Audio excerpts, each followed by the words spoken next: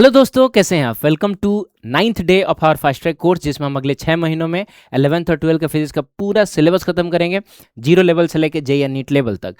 दोस्तों, इस कोर्स को कैसे फॉलो करना है उसके लिए एक वीडियो का लिंक मैंने डिस्क्रिप्शन में डाल दिया, आप जाकर उसको देख लेंगे।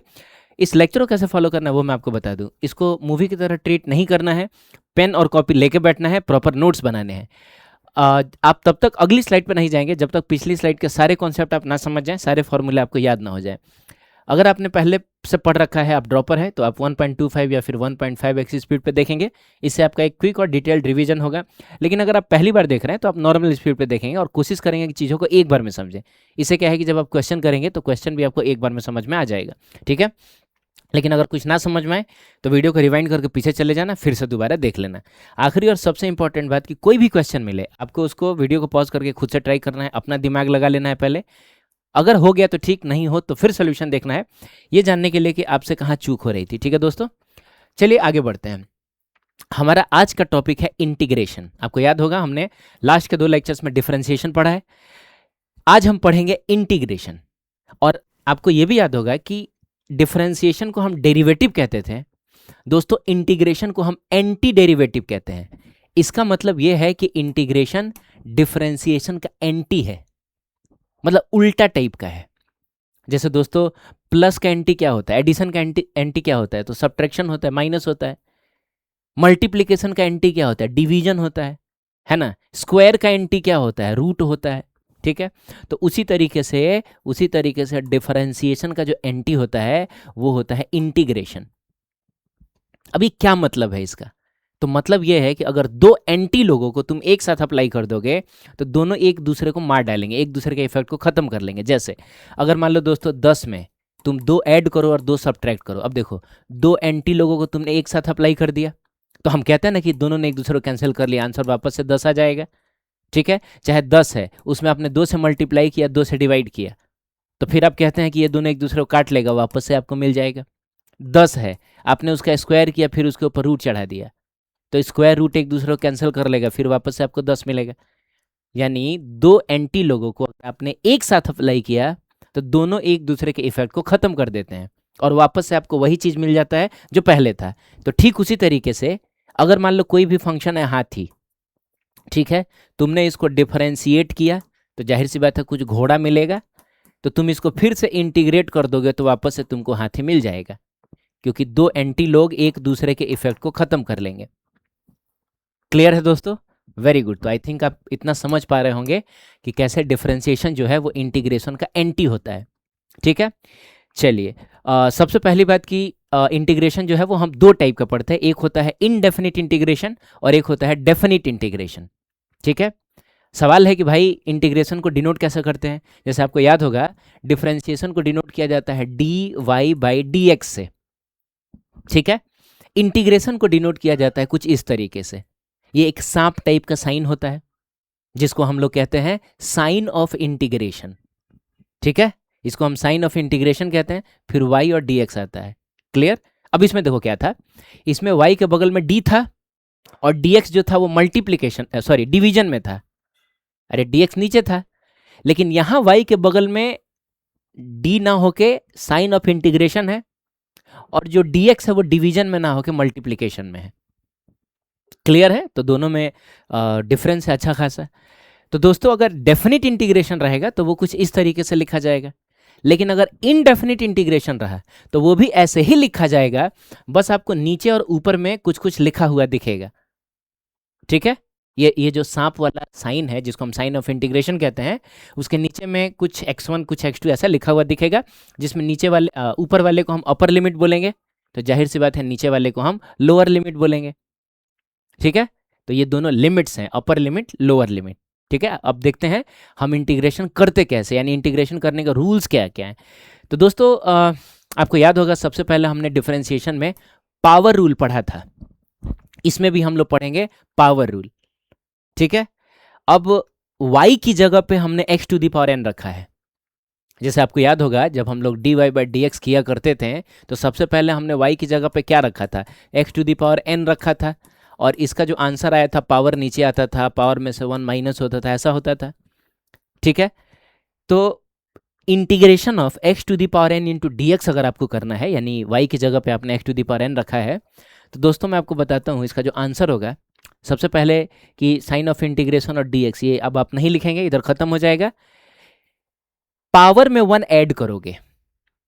अब देखो क्या होता था इसमें, पहले हम पावर को मल्टीप्लाई करते थे लाके एक्स के बगल में, और बाद में हम पावर में से 1 माइनस करते थे। इसमें उल्टा काम होगा, हम पहले पावर में 1 ऐड कर लेंगे। इसमें पावर में से 1 माइनस करते थे ना, इधर हम पावर में 1 ऐड कर लेंगे, यानी x to the power n plus 1 हो जाएगा। और जो पावर मिलेगा उससे हम डिवाइड करेंगे। आपको याद होगा इसमें हम पहले पावर को लाके मल्टीप्लाई करते थे, इसमें हम बाद में पावर को लाके डिवाइड करेंगे, मतलब उल्टा काम करना, इधर मल्टीप्लाई होता था इधर डिवाइड होगा, तो ये हो जाएगा n प्लस 1। क्लियर? बहुत सिंपल है, पावर में 1 ऐड करो और जो मिलेगा उसी पावर से डिवाइड कर दो। और दोस्तों एक प्लस सी लगाया जाता है इसमें। अब ये सी क्या है भाई, सी क्या है? तो सी कोई भी कांस्टेंट हो सकता है सिचुएशन के हिसाब से, 2 4 10 20 50 -1 -2 कुछ भी हो सकता है, ठीक है। तो सी के बारे में हम आगे चल के चर्चा करेंगे कि ये क्यों लिखना जरूरी है। अगर आपने सी छोड़ दिया तो फिर आपको काट के 0 नंबर मिल जाएगा, ठीक है। तो मैं बताऊंगा ये सी लिखना क्यों जरूरी है।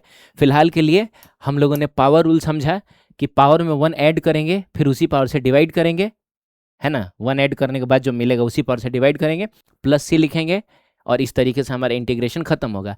एक बात का ध्यान रखना, ये जो तरीका है, ये जो फॉर्मूला है, वो n की हर वैल्यू के लिए वैलिड है, बस -1 नहीं होना चाहिए।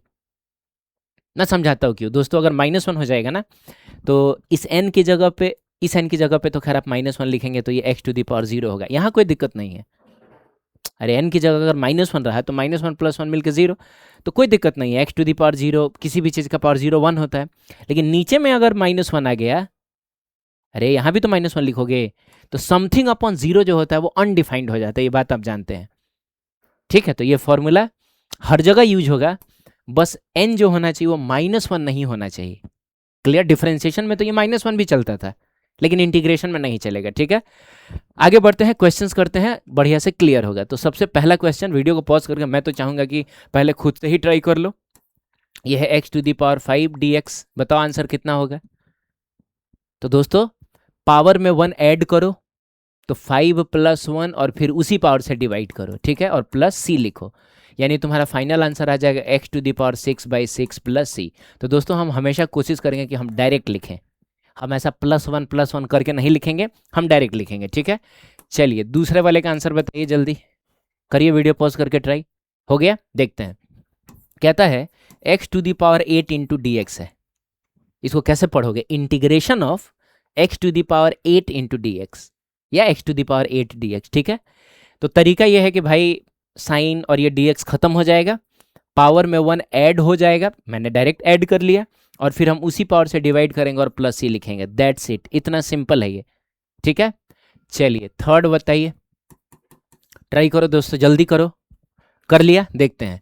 तो सबसे पहले यार ये 1/x टू दी पावर 5 है, ये तो x to the power n के फॉर्म में है ही नहीं, तो हम इसको x to the power n के फॉर्म में लेके आएंगे। 1/x to the power 5 into d x को सबसे पहले हम नीचे से ऊपर लेके जाएंगे, तो ये बन जाएगा x टू दी पावर -5, ठीक है। उसके बाद पावर में 1 ऐड करो, तो -5 + 1, और फिर उसी पावर से डिवाइड करो, -5 + 1 और प्लस सी लिखो। दोस्तों यहाँ से तुमको मिलेगा x to the power -4 divided by -4 and plus C. Is it clear? चलिए अब एक काम करते हैं, माइनस साइन को ऊपर लेके जाते हैं, और अगर पावर में आपको माइनस ठीक नहीं लग रहा है तो आप इस पूरे को नीचे लेके आ जाएं। नीचे लेके आ जाए का मतलब हुआ आप 4 के बगल में लिख दें x to the power 4। Is it clear दोस्तों? तो यहाँ से आपको मिलेगा -1/4x to the power 4 plus C. ध्यान रहे प्लस सी आपको नहीं छोड़ना है, ठीक है। आगे बढ़ सकते हैं। चलिए अगला कौन सा बताइए। तो अगला चौथा नंबर कहता है कि √x को आप इंटीग्रेट करें, है ना, √x dx को आप इंटीग्रेट करें। तो दोस्तों हम जानते हैं कि रूट का मतलब होता है पावर 1/2, और हमको करना क्या है, ये जो पावर है उसमें 1 ऐड करना है, और फिर जो पावर मिला उसी से डिवाइड करना है और प्लस सी लिखना है। तो इस केस में x to the power 3/2 divided by 3/2 और प्लस सी। दोस्तों ये 2 कूद के ऊपर जाएगा, है ना। अरे ये 2 ऊपर चला जाएगा, तो 2x⁻³ डिवाइडेड बाई 3+c हो गया, आंसर आ गया ये। आप और छेड़खानी करना चाहते हैं इसमें तो कर सकते हैं। एक काम करो, मैं इसको ऐसे लिख सकता हूँ क्या, 2/3 और x³ का पावर 1/2 ऐसे भी तो लिख सकता हूँ। अरे 3/2 को मैंने लिखा x³ का पावर 1/2, और आप जानते हैं कि 3 और 1/2 मल्टीप्लाई होगा तो वापस से आपको 3/2 मिलेगा, तो आप ये भी लिख सकते हैं।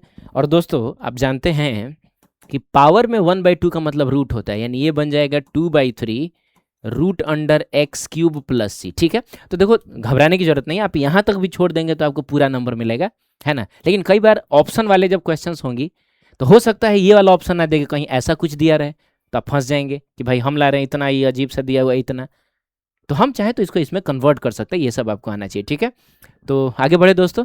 ठीक है, अगला है लास्ट वाला जो था 5th नंबर, वो कह रहा है कि इंटीग्रेशन ऑफ dx कितना होगा। अब लो, अब क्या है कि पहले जो हम देख रहे थे उसमें dx के बगल में x⁵ था, dx के बगल में x⁸ था, यहाँ x⁻⁻5 था, यहाँ x⁻1/2 था, यहाँ dx के बगल में x का पावर कितना है, तो कुछ नहीं है।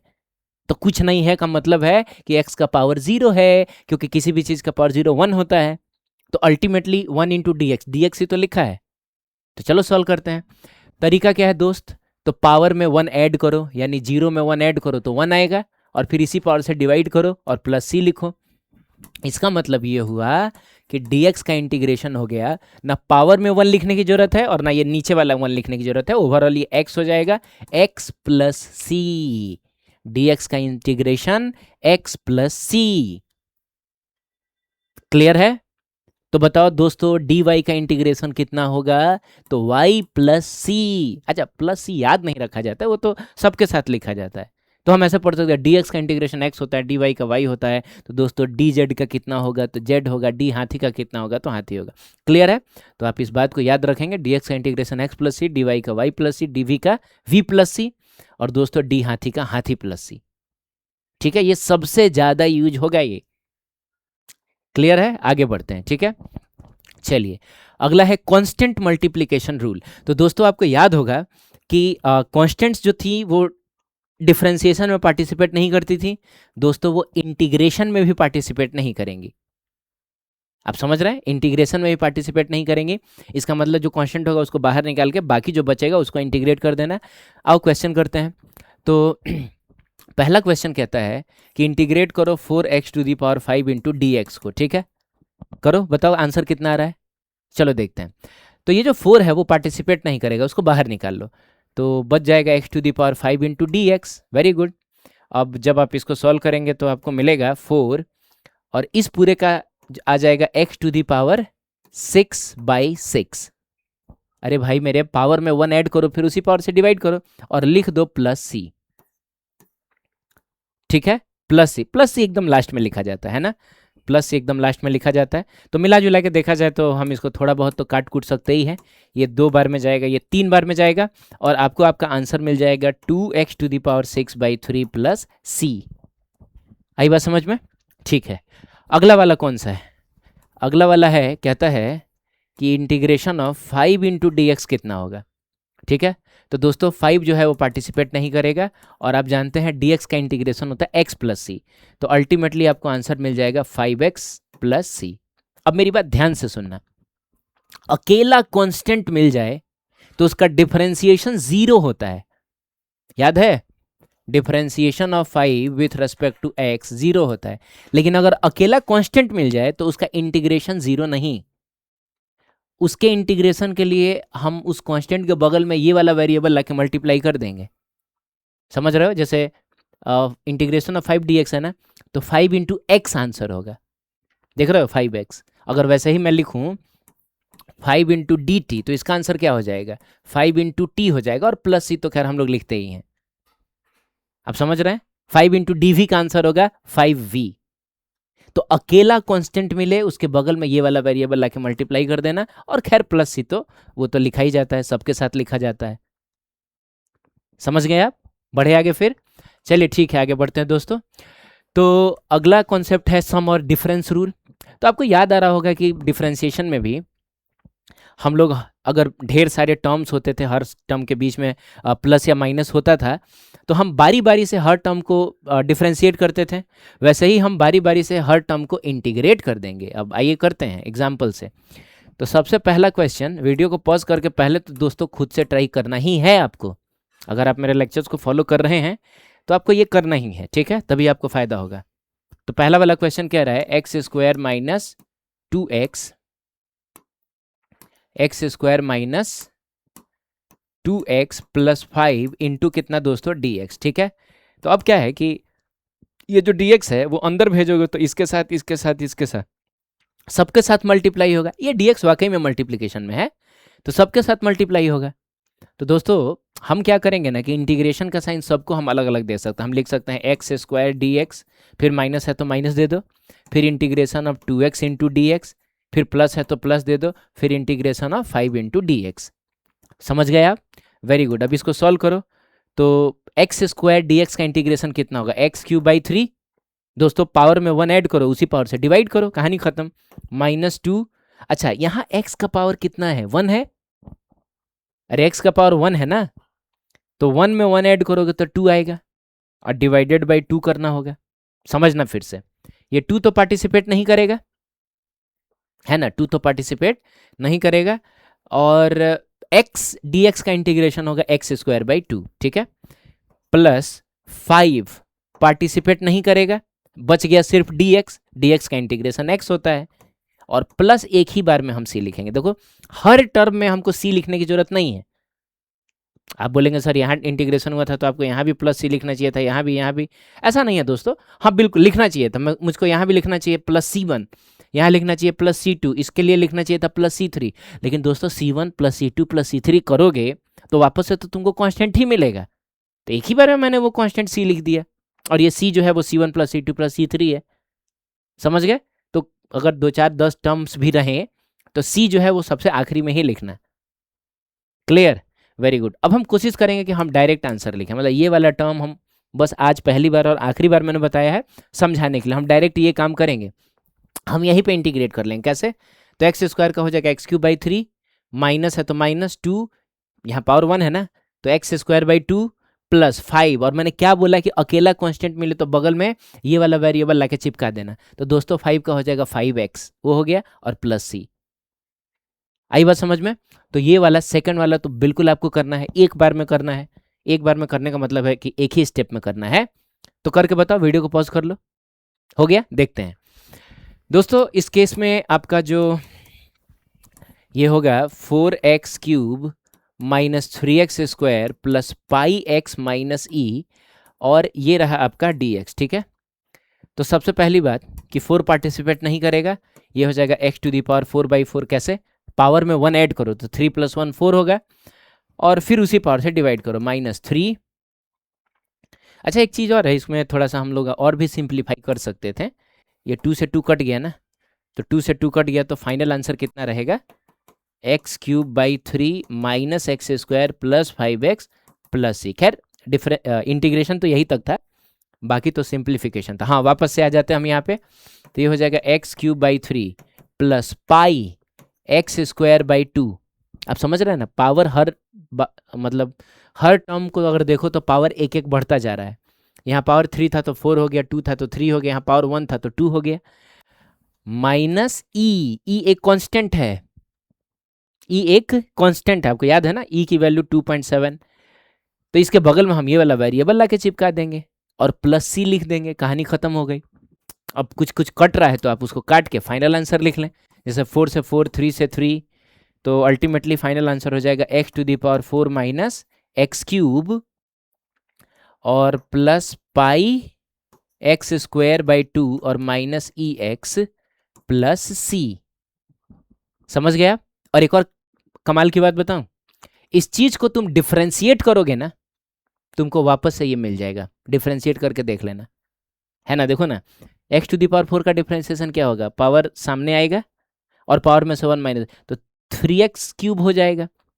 सॉरी, पावर नीचे आएगा तो 4x³ हो जाएगा, और 4x³ ही तो लिखा हुआ है, माइनस 3x² हो जाएगा, तो ये 3x² लिखा हुआ है, तो करके देख लेना। ठीक है दोस्तों, आगे बढ़ते हैं। चलिए, अच्छा अब हम लोग थोड़ा देखते हैं कि आखिर ये सी क्यों लिख रहे हैं, बार बार खटक रहा है कि यार फाइनल आंसर के बाद हम सी लिख क्यों रहे हैं। तो वही मैंने एक क्वेश्चन के फॉर्म में यहाँ दिया हुआ है कि why is it necessary to add a constant c in integration, justify with a suitable example. ठीक है, समझते हैं।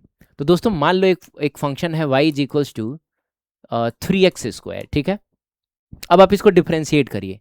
आप लिखिए differentiate both sides with respect to x। ठीक है, तो dy बाई dx होगा और इसका डिफरेंशिएशन पावर नीचे आएगा ना, तो 6 और x हो जाएगा, क्योंकि पावर में से 1 माइनस करोगे तो 1 आएगा, लिखने की जरूरत नहीं है। अब हम इंटीग्रेट करने वाले हैं। तो एक बहुत इंपॉर्टेंट स्टेटमेंट मैं आपको बताता हूं। इंटीग्रेशन करने के लिए सेम टाइप के वेरिएबल्स को सेम साइड में भेजने की कोशिश करेंगे। अब आप देखिए कि इसमें कितने वेरिएबल्स हैं। तो दोस्तों x है और y है, बोलो ना यार, x और y है। तो कोशिश करो सब x एक साइड में, सब y एक साइड में। तो उसके लिए क्या करें, dx को उधर भेज दो। तो ये बन जाएगा dy is equal to 6x dx। ठीक है, और जब कभी भी इस साइड में डी समथिंग और इस साइड में भी कुछ डी समथिंग आपको दिख जाए, समझ लेना अब अगला स्टेप इंटीग्रेशन का ही है। अब ये आगे बढ़ेगा तब जब आप दोनों साइड में सांप छोड़ेंगे, यानी इंटीग्रेट करेंगे। ठीक है, तो अब हम लिखने जा रहे हैं इंटीग्रेट बोथ साइड्स। और इंटीग्रेट बोथ साइड्स का मतलब हुआ दोनों साइड में आप बस इंटीग्रेशन का साइन दे दीजिए, है ना, दोनों साइड में सांप छोड़ दीजिए। अब आप बताइए डी वाई का इंटीग्रेशन कितना, वाई। अब आप बोलेंगे वाई प्लस सी होना चाहिए, तो वही तो हम लोग देखने जा रहे हैं कि क्यों सी लिखना जरूरी है। तो फिलहाल मैंने नहीं लिखा, देखते हैं क्या गड़बड़ हो जाएगा। इज इक्वल्स टू 6 पार्टिसिपेट नहीं करेगा, और दोस्तों x का इंटीग्रेशन हो जाएगा x² बाई 2। कैसे, x का पावर 1 है ना, और पावर में 1 ऐड करना है, उसी पावर से डिवाइड करना है। तो 1 में 1 ऐड करोगे तो 2 आएगा, फिर डिवाइड करोगे 2 से तो इतना मिलेगा। और यहाँ से हमको क्या मिल रहा है, यहाँ से हमको मिल रहा है y इज इक्वल्स टू, दोस्तों ये 2 6 कैंसिल होगा, 3 टाइम्स में जाएगा, तो आपको मिलेगा y इज इक्वल्स टू कितना, तो 3x²। ओ माय गॉड, हम जहां से चले थे y is equals to 3x² से हम चले थे। हमने एक बार डिफरेंशिएट किया इक्वेशन को, फिर एक बार हमने इंटीग्रेट किया और वापस से हम चले हैं, यानी कोई सी लिखना जरूरी नहीं है यहाँ पे। अरे बोलना भाई, जहां से चले थे हम वहां पहुंच गए। लेकिन अब एक और एग्जांपल मैं देता हूं, तब आपको समझ आएगा कि सी लिखना क्यों जरूरी है। अब मान लो दोस्तों लिखा हुआ y is equal to 3x² plus 5। अब आप डिफरेंशिएट बोथ साइड्स करें, डिफरेंशिएट बोथ साइड्स। तो दोस्तों dy by dx is equal to हो जाएगा 6x, और 5 का डिफरेंशिएशन 0, एक कांस्टेंट है, डिफरेंशिएशन 0 हो जाएगा। अब क्या करें, अब इंटीग्रेट करना है। इंटीग्रेट करने के लिए सेम टाइप के वेरिएबल्स को आपको सेम साइड में रखना होगा। तो dy को इधर रखो, dx को उधर लेके जाओ, तो this will become dy is equal to 6x into dx। ठीक है, अब लिखो integrate both sides. Integrate both sides में करना कुछ नहीं है, बस सांप का साइन दे देना है, इंटीग्रेशन का साइन दे देना है। तो ये हो जाएगा dy, ये हो जाएगा 6x इंटू dx। ठीक है, अब दोस्तों dy का इंटीग्रेशन कितना, तो y। ठीक है, dy का इंटीग्रेशन y। अभी फिलहाल हम c नहीं लिख रहे हैं, यही जानने के लिए कि क्या प्रॉब्लम हो जा रही है। ठीक है, इसका क्या होगा, तो 6x² बाई 2, 6 पार्टिसिपेट नहीं करेगा, और x dx का इंटीग्रेशन हो जाएगा x² बाई 2, पावर में 1 ऐड करके उसी पावर से डिवाइड करो। अब यहाँ से तुमको क्या मिल रहा है दोस्तों, एक बार फिर से 2 से 6 को कैंसिल करोगे तो 3 मिलेगा, और आपको यहाँ से मिल रहा है, आपको यहाँ से मिल रहा है y इज इक्वल टू कितना, 3x²। क्या हम जहाँ से चले थे हम वहीं पे पहुंचे, बिल्कुल नहीं। हम चले थे y is equal to 3x² plus 5 से, हम पहुंच रहे हैं y is equal to 3x² पे, प्लस 5 तो गायब हो गया। आप समझ रहे हैं, तो इसीलिए हम फाइनल आंसर में सी लगाते हैं, क्योंकि हो सकता है ओरिजिनल फंक्शन में कोई कांस्टेंट रहा होगा जो डिफरेंशिएशन के दौरान गायब हो गया होगा, तो उसी कांस्टेंट की याद में हम सी लिखते हैं। ठीक है, अब यहां पर देखा जाए हियर हियर हियर हियर, है ना, here here, c is equal to कितना है, 5 है। अच्छा, तो क्या यहां हम सी नहीं लिखेंगे? यहां भी लिखेंगे, यहां भी दोस्तों हम सी लिखेंगे, यहां भी हम सी लिखेंगे। बस ये बात अलग है कि इस केस में सी इज इक्वल टू 0 हो जाएगा। 0 भी तो एक नंबर है ना। तो ओरिजिनल फंक्शन में कोई कांस्टेंट रहे चाहे ना रहे, मतलब रहे या चाहे ना रहे, ठीक है, आपको सी लिखना ही है। नहीं होगा तो सी की वैल्यू 0 होगी, होगा तो सी की वैल्यू वो होगी जो है। अच्छा, कैसे पता चला भाई कि यहाँ सी 5 होगा? देख के पता चला, है ना। बाकी क्वेश्चंस में सी के लिए, सी की वैल्यू के लिए आपको हिंट देता है, आप चाहे तो हिंट देख के सी की वैल्यू निकाल सकते हैं, ठीक है। तो आई थिंक आपको समझ में आया होगा कि हम सी क्यों लगाते हैं। फिर से मैं आपको बता दूं, हो सकता है ओरिजिनल फंक्शन में कोई कांस्टेंट रहा होगा जो डिफरेंशिएशन के दौरान गायब हो गया होगा, उसी की याद में हम सी लिखते हैं, ठीक है। आगे बढ़ते हैं। चलिए, एक क्वेश्चन है, मैं कहता हूं कि वीडियो पॉज करके खुद से पहले ट्राई करो, ठीक है। हो गया, देखते हैं। कहता है कि dy by d x is equals to, dy by d x is equals to 4x cube plus 3x square minus 6x plus 3 है। अच्छा है, और एक हिंट दिया हुआ है, कह रहा है कि x इज इक्वल टू 0 पे ना दोस्तों, x इज इक्वल टू 0 पे y की वैल्यू जो है वो 1 है, तो आपको y फाइंड करना है। ओ माय गॉड, ये ना dy बाई डी एक्स दिया है, यानी y को x के रेस्पेक्ट में डिफरेंशिएट करके दिया है, आपको y बताना है। मतलब आपको बताना है कि वो y क्या होगा, वो ओरिजिनल फंक्शन क्या रहा होगा जिसको डिफरेंशिएट करने पर ये मिला है। तो बताओ हम वापस कैसे जाएंगे? अगर हम यहां से यहां पहुंचे डिफरेंशिएट करके, तो वापस कैसे जाएंगे? इंटीग्रेट करके, हम वापस इंटीग्रेट करके जाएंगे, ठीक है। तो दोस्तों हम एक काम करते हैं, इंटीग्रेशन के लिए मैंने क्या कहा था, सेम टाइप का वेरिएबल सेम साइड में। अब इस पूरे फोटो में आपको दो वेरिएबल नजर आ रहा होगा, एक्स और वाई, तो हम क्या करें, डी एक्स को उधर लेके जाएं।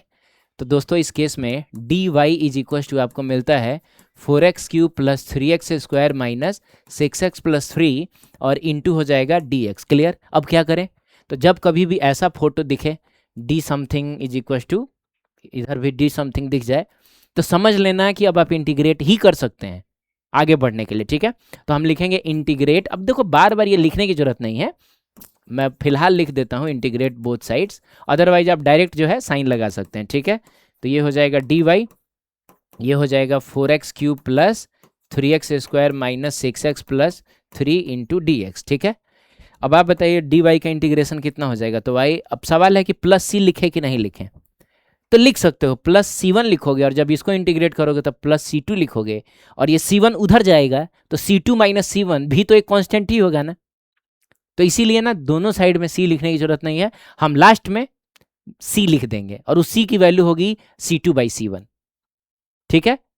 कोई बात नहीं है, मैं बता दूं कि कभी भी इंटीग्रेट करना है तो C जो है सबसे लास्ट में तुम लिख देना, ठीक है, एक साइड में, इधर लिखो चाहे उधर लिखो, किसी एक साइड में लास्ट में लिख देना, तो उधर ही लिखेंगे। तो डी वाई का इंटीग्रेशन वाई, आपको बताया था मैंने, डी एक्स का इंटीग्रेशन एक्स, डी वाई का इंटीग्रेशन वाई। चलिए इसका कितना हो जाएगा, तो 4x to the power 4 by 4 plus 3x cube by 3 minus 6x square by 2 और प्लस 3, अकेला कांस्टेंट है तो डिफरेंशिएशन होता है तो 0 होता है, इंटीग्रेशन है तो बगल में ये वाले वेरिएबल को लाके चिपका देंगे, तो ये हो जाएगा 3x और लिखेंगे प्लस c।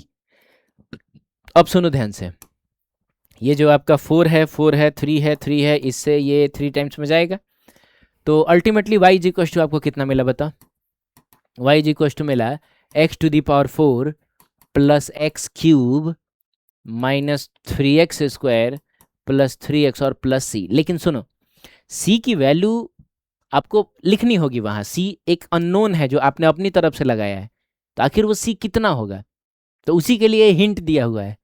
हम बोलेंगे कि since at x is equal to 0 y is equal to 1 है, तो एक काम करो ना, इस पूरे इक्वेशन में जहाँ जहाँ x है उसकी जगह 0 डाल दो और y की जगह 1 डाल दो, तुमको c की वैल्यू मिल जाएगी। तो बताओ जल्दी, y की जगह 1 अगर डाला जाए तो 0 का पावर 4 प्लस 0 का क्यूब माइनस 3 इंटू 0 का स्क्वायर प्लस 3 इंटू 0 और प्लस c। अब दोस्तों ये सब खत्म, 0 हो गया, तो अल्टीमेटली यहाँ सिर्फ c मिलेगा और इस साइड में 1 मिलेगा, यानी c की वैल्यू हो गई 1। अब आपका फाइनल आंसर आएगा y is equals to x to the power 4 plus x cube minus 3x square plus 3x plus 1। यही वो y की वैल्यू थी, या यही वो फंक्शन था जिसको आपने डिफरेंशिएट किया था तो आपको इतना मिला था। यकीन ना हो तो डिफरेंशिएट करके देख लो। आओ डिफरेंशिएट करके देख लेते हैं, थोड़ा उसका भी प्रैक्टिस हो जाएगा। बताओ dy बाई डी एस कितना होगा? तो 4x cube plus 3x square है ना, पावर नीचे आता है, पावर में से 1 माइनस होता है, माइनस 6x प्लस 3। x का डिफरेंशिएशन तो x के रेस्पेक्ट में 1 होगा, लिखने की जरूरत नहीं है, और 1 का डिफरेंशिएशन 0। देखो एग्जैक्टली सेम चीज लिखा हुआ है यहाँ पे, ठीक है। तो मैंने कहा कि c की वैल्यू निकालने के लिए हिंट जो है वो क्वेश्चन में दिया रहता है, तो घबराने की जरूरत नहीं है, ठीक है दोस्तों। आगे बढ़ते हैं, कुछ फॉर्मूले देखेंगे। आपको याद होगा हमने डिफरेंशिएशन का फॉर्मूला देखा था कि साइन एक्स का कॉस एक्स होता है, कॉस एक्स का माइनस साइन एक्स होता है। वैसे इंटीग्रेशन के भी कुछ फॉर्मूले होंगे। तो इंटीग्रेशन के लिए ना हमको कोई अलग से फॉर्मूला याद करने की जरूरत नहीं है, डिफरेंशिएशन वाले सारे फॉर्मूलों को बस उल्टा कर देंगे। मतलब हाथी का डिफरेंशिएशन अगर घोड़ा है तो घोड़ा का इंटीग्रेशन हाथी होगा, ठीक है, बस उल्टा करेंगे। तो एक काम करते हैं, हम इधर डिफरेंशिएशन लिखते हैं, उधर इंटीग्रेशन लिखते हैं। आप बताइए साइन एक्स का डिफरेंशिएशन क्या था? Cos x.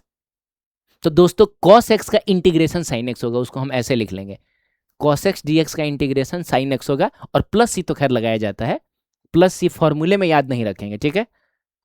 Is it clear? Very good. अब तुम बताओ दोस्तों कि कॉस एक्स का डिफरेंशिएशन क्या होता था? Minus sine x. तो साइन एक्स का इंटीग्रेशन क्या होगा? इस माइनस साइन को उधर लेके चले जाओ। अरे हमको सिर्फ साइन एक्स का नहीं इंटीग्रेशन चाहिए, तो माइनस को उधर लेके चले जाओ। तो साइन एक्स का इंटीग्रेशन हो जाएगा माइनस कॉस एक्स, ठीक है।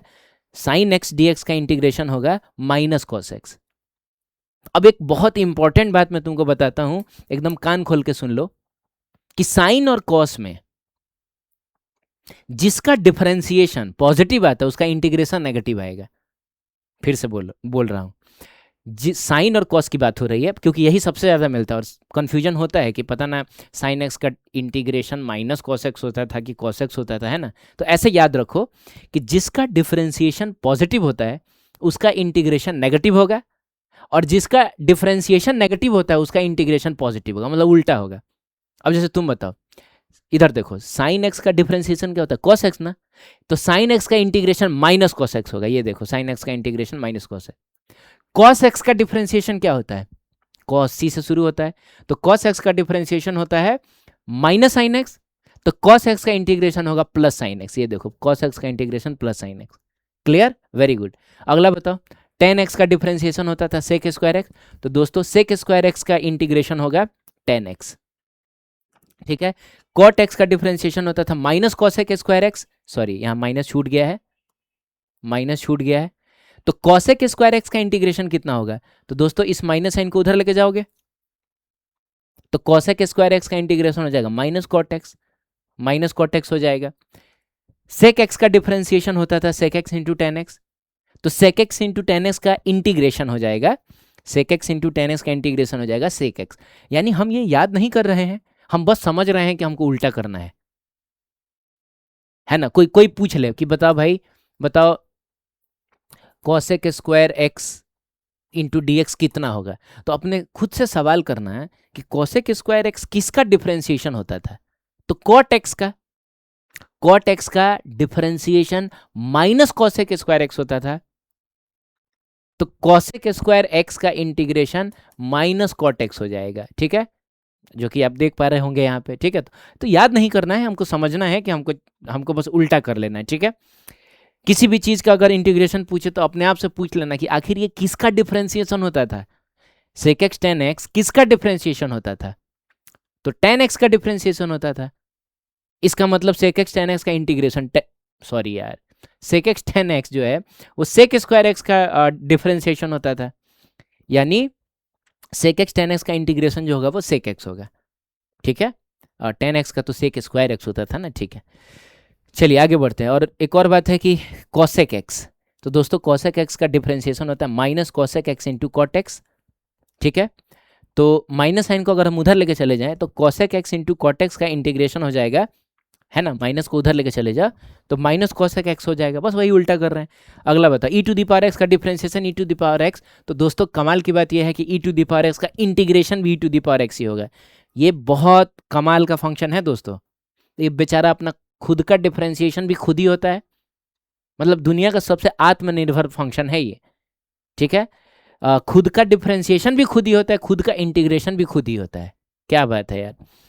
चलिए आगे बढ़ते हैं। अगला क्या है, ln x। ln x जिसको हम log x to the base e भी कहते हैं, उसका डिफरेंशिएशन कितना होता था, 1/x। तो दोस्तों 1/x का इंटीग्रेशन होगा ln x। ln x का डिफरेंशिएशन 1/x, 1/x का इंटीग्रेशन ln x। ठीक है, अब मैं आपको एक चीज समझाता हूं। आपको याद है हम लोग पावर रूल पढ़ रहे थे, पावर रूल पढ़ रहे थे। x to the power n dx का इंटीग्रेशन क्या होता है, x to the power n+1 divided by n+1 और प्लस सी करते थे हम लोग। ठीक है, तो इसमें ना 1/x नहीं आएगा, मतलब 1/x dx देगा, ये पावर रूल से नहीं होगा। क्यों नहीं होगा, क्योंकि ये जब आप इसको नीचे से ऊपर लेके जाएंगे x to the power -x dx आ जाएगा, और फिर करोगे तो क्या होगा, पावर में 1 ऐड करोगे और फिर इसी पावर से डिवाइड करोगे। तो दोस्तों ये x to the power 0/0 plus ये तो अनडिफाइंड हो गया ना, तो अनडिफाइंड हो गया। इसीलिए मैंने कहा था कि पावर में माइनस साइन नहीं आता है, सॉरी मतलब -1 नहीं आता है। माइनस साइन आएगा, -2 -3 -4 ये सब रहेगा, लेकिन -1 नहीं होगा। यानी कि हम पावर रूल से 1/x को कभी भी इंटीग्रेट नहीं करेंगे। तो क्या 1/x को हम इंटीग्रेट ही नहीं करेंगे, करेंगे।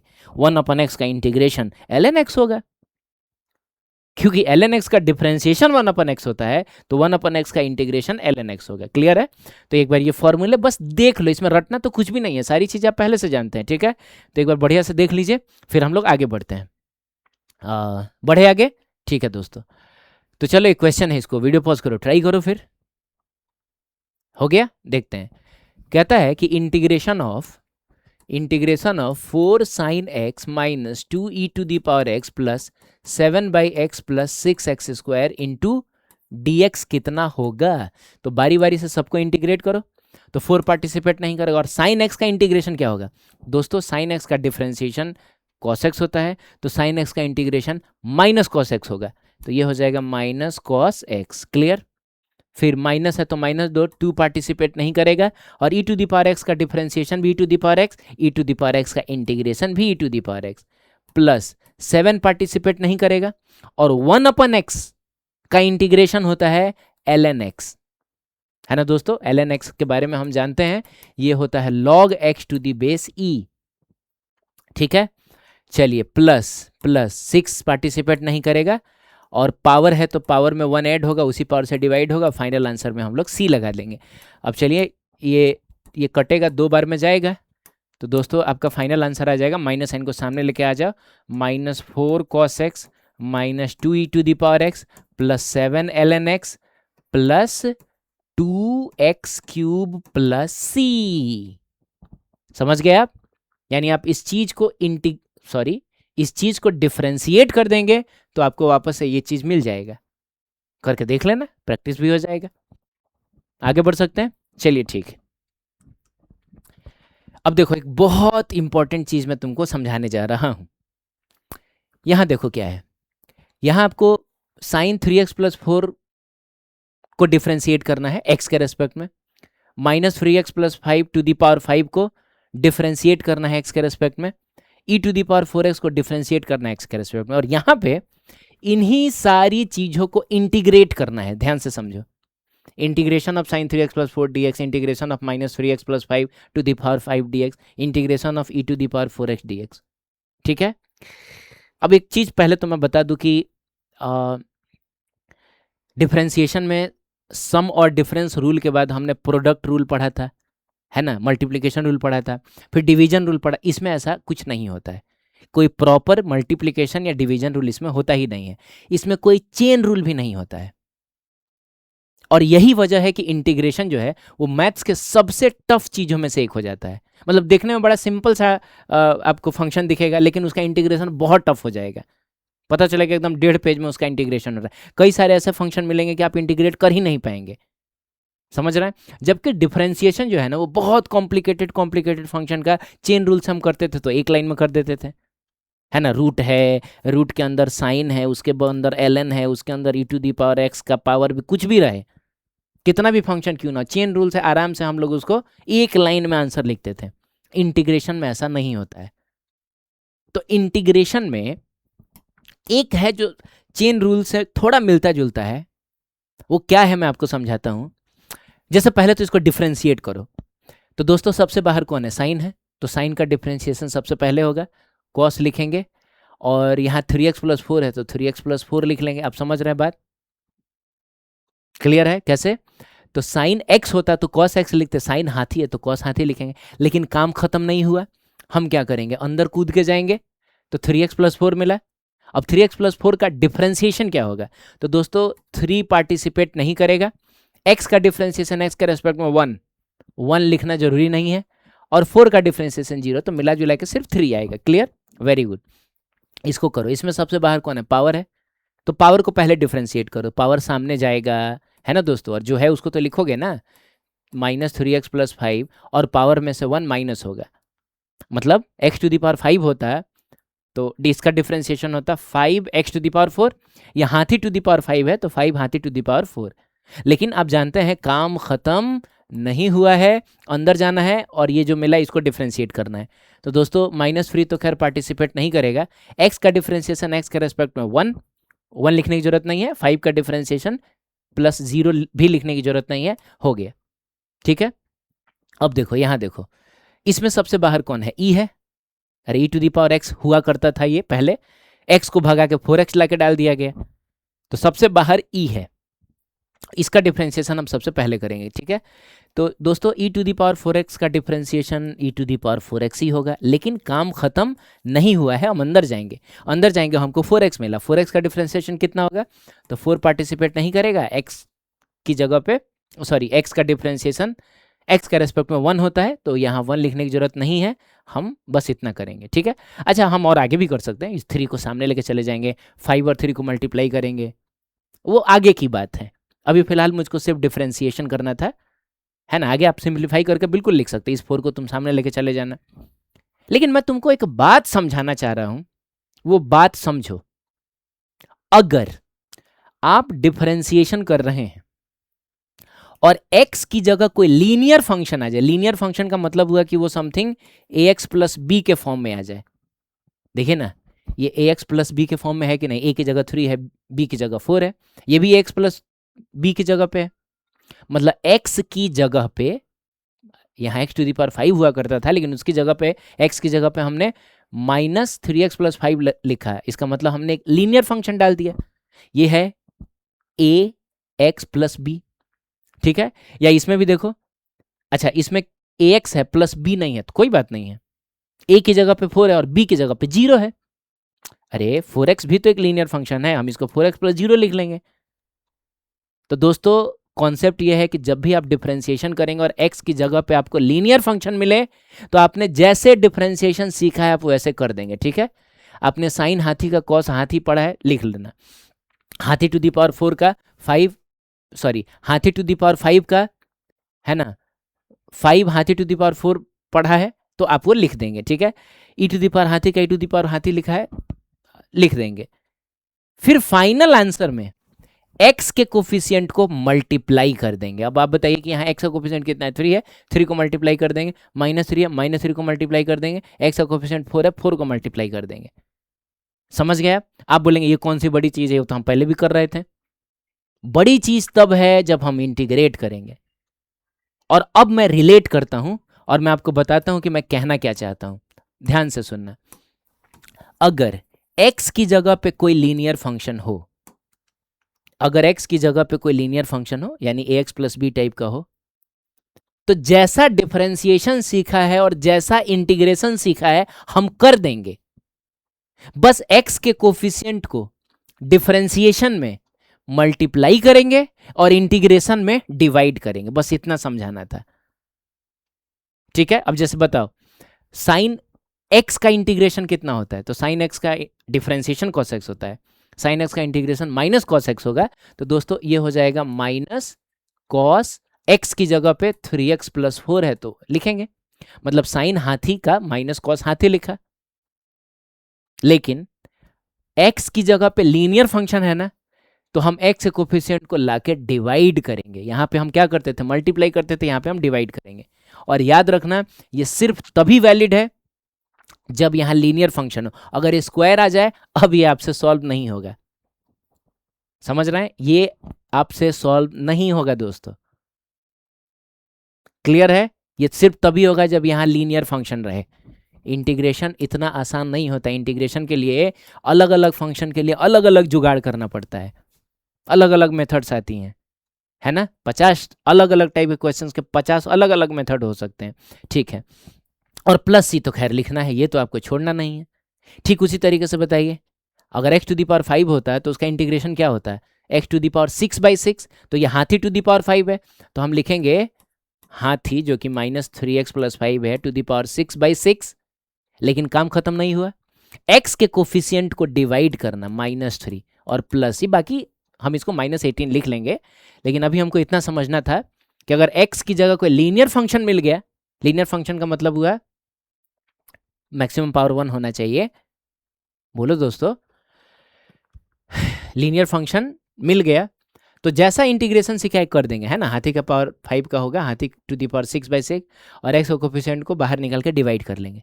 डिफरेंशिएशन में मल्टीप्लाई करते हैं, इंटीग्रेशन में डिवाइड करेंगे, ठीक है। सिमिलरली यहाँ बताओ, e टू दी पावर हाथी का integration e to the power हाथी ही होगा, लेकिन x के कोफिशिएंट को बाहर निकाल के डिवाइड करेंगे, प्लस c लिखेंगे। समझ गए आप।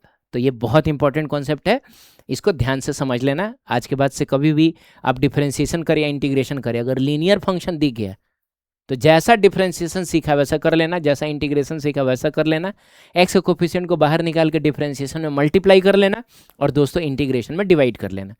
तो आई थिंक अब हम आगे बढ़ सकते हैं, ठीक है। चलिए एक क्वेश्चन है, sign square x d x, इसको इंटीग्रेट करना है। अब दोस्तों अगर डिफरेंशिएशन होता तो हम चेन रूल लगाते, हम देखते सबसे बाहर कौन, उसके अंदर कौन, उसके अंदर कौन, एक लाइन में आंसर होता है। यहाँ वो सब नहीं होता। मैंने क्या कहा कि डिफरेंट फंक्शन के लिए डिफरेंट जुगाड़ होता है, तो इसमें ना एक जुगाड़ लगाया जाएगा। आपको याद होगा कि हम लोगों ने एक फॉर्मूला पढ़ा था कि cos 2x जो होता है वो 1 - 2 sin स्क्वायर x होता है, ठीक है। तो यहाँ से sin स्क्वायर x कितना आ जाएगा दोस्तों, तो ये आ जाएगा आपका, इसको इधर लेके जाओ, इसको इधर लेके जाओ, तो 1 - cos 2x डिवाइडेड बाई 2। समझ गए आप। तो अगर आपको integration of sine square x d x करना है तो आपको साइन स्क्वायर एक्स की जगह इसको लाके पुट करना पड़ेगा, यानी 1 - cos 2x डिवाइडेड बाई 2। और फिजिक्स में sign square x cos square x का इंटीग्रेशन आता है, बहुत सारे डेरिवेशंस में आता है, ठीक है। तो ये जरूरी है, इसीलिए हम लोग इसको देख रहे हैं, समझ रहे हो। अब करो। तो दोस्तों एक बात बताओ यार सबसे पहले ये नीचे वाला 2 तो कांस्टेंट है, बाहर निकाल लो, तो 1/2 बाहर निकल गया, अंदर में क्या बच गया, 1 - cos 2x और इंटू डी एक्स। समझ गए आप। अब आप बताइए 1/2 तो खैर रहेगा, ये 1 का इंटीग्रेशन कितना होगा। अच्छा अब हम इंटीग्रेट करने जा रहे हैं, तो अब ये साइन हम हटा देंगे, ड्रॉप कर देंगे। अब इसको 1 का इंटीग्रेशन कितना होगा, तो 1 तो एक कांस्टेंट है, तो उसके बगल में ये वाला वेरिएबल चिपक जाएगा, तो दोस्तों 1 का हो जाएगा 1x, तो 1x को बस x ही लिख लो, माइनस है तो माइनस दो।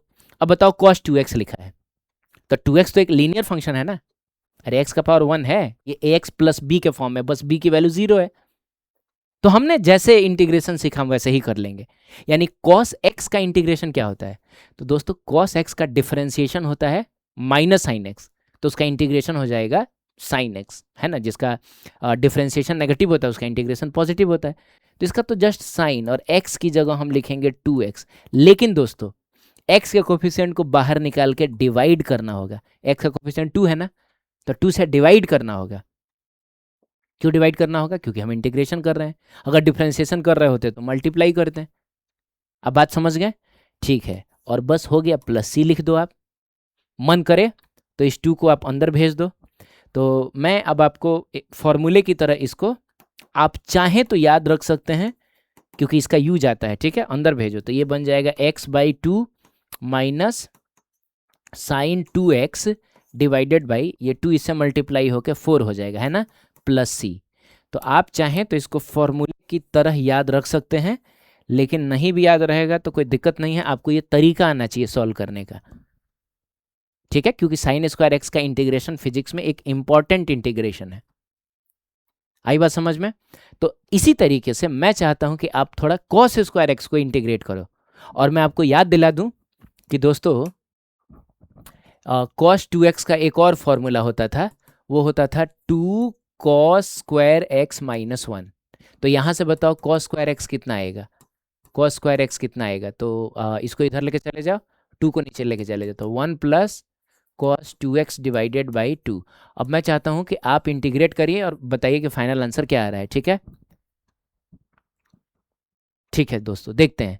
अब क्या है कि हम क्या करेंगे, cos square x d x के लिए हम लोग 1 plus cos 2x divided by 2 into d x लिखेंगे। समझ गया?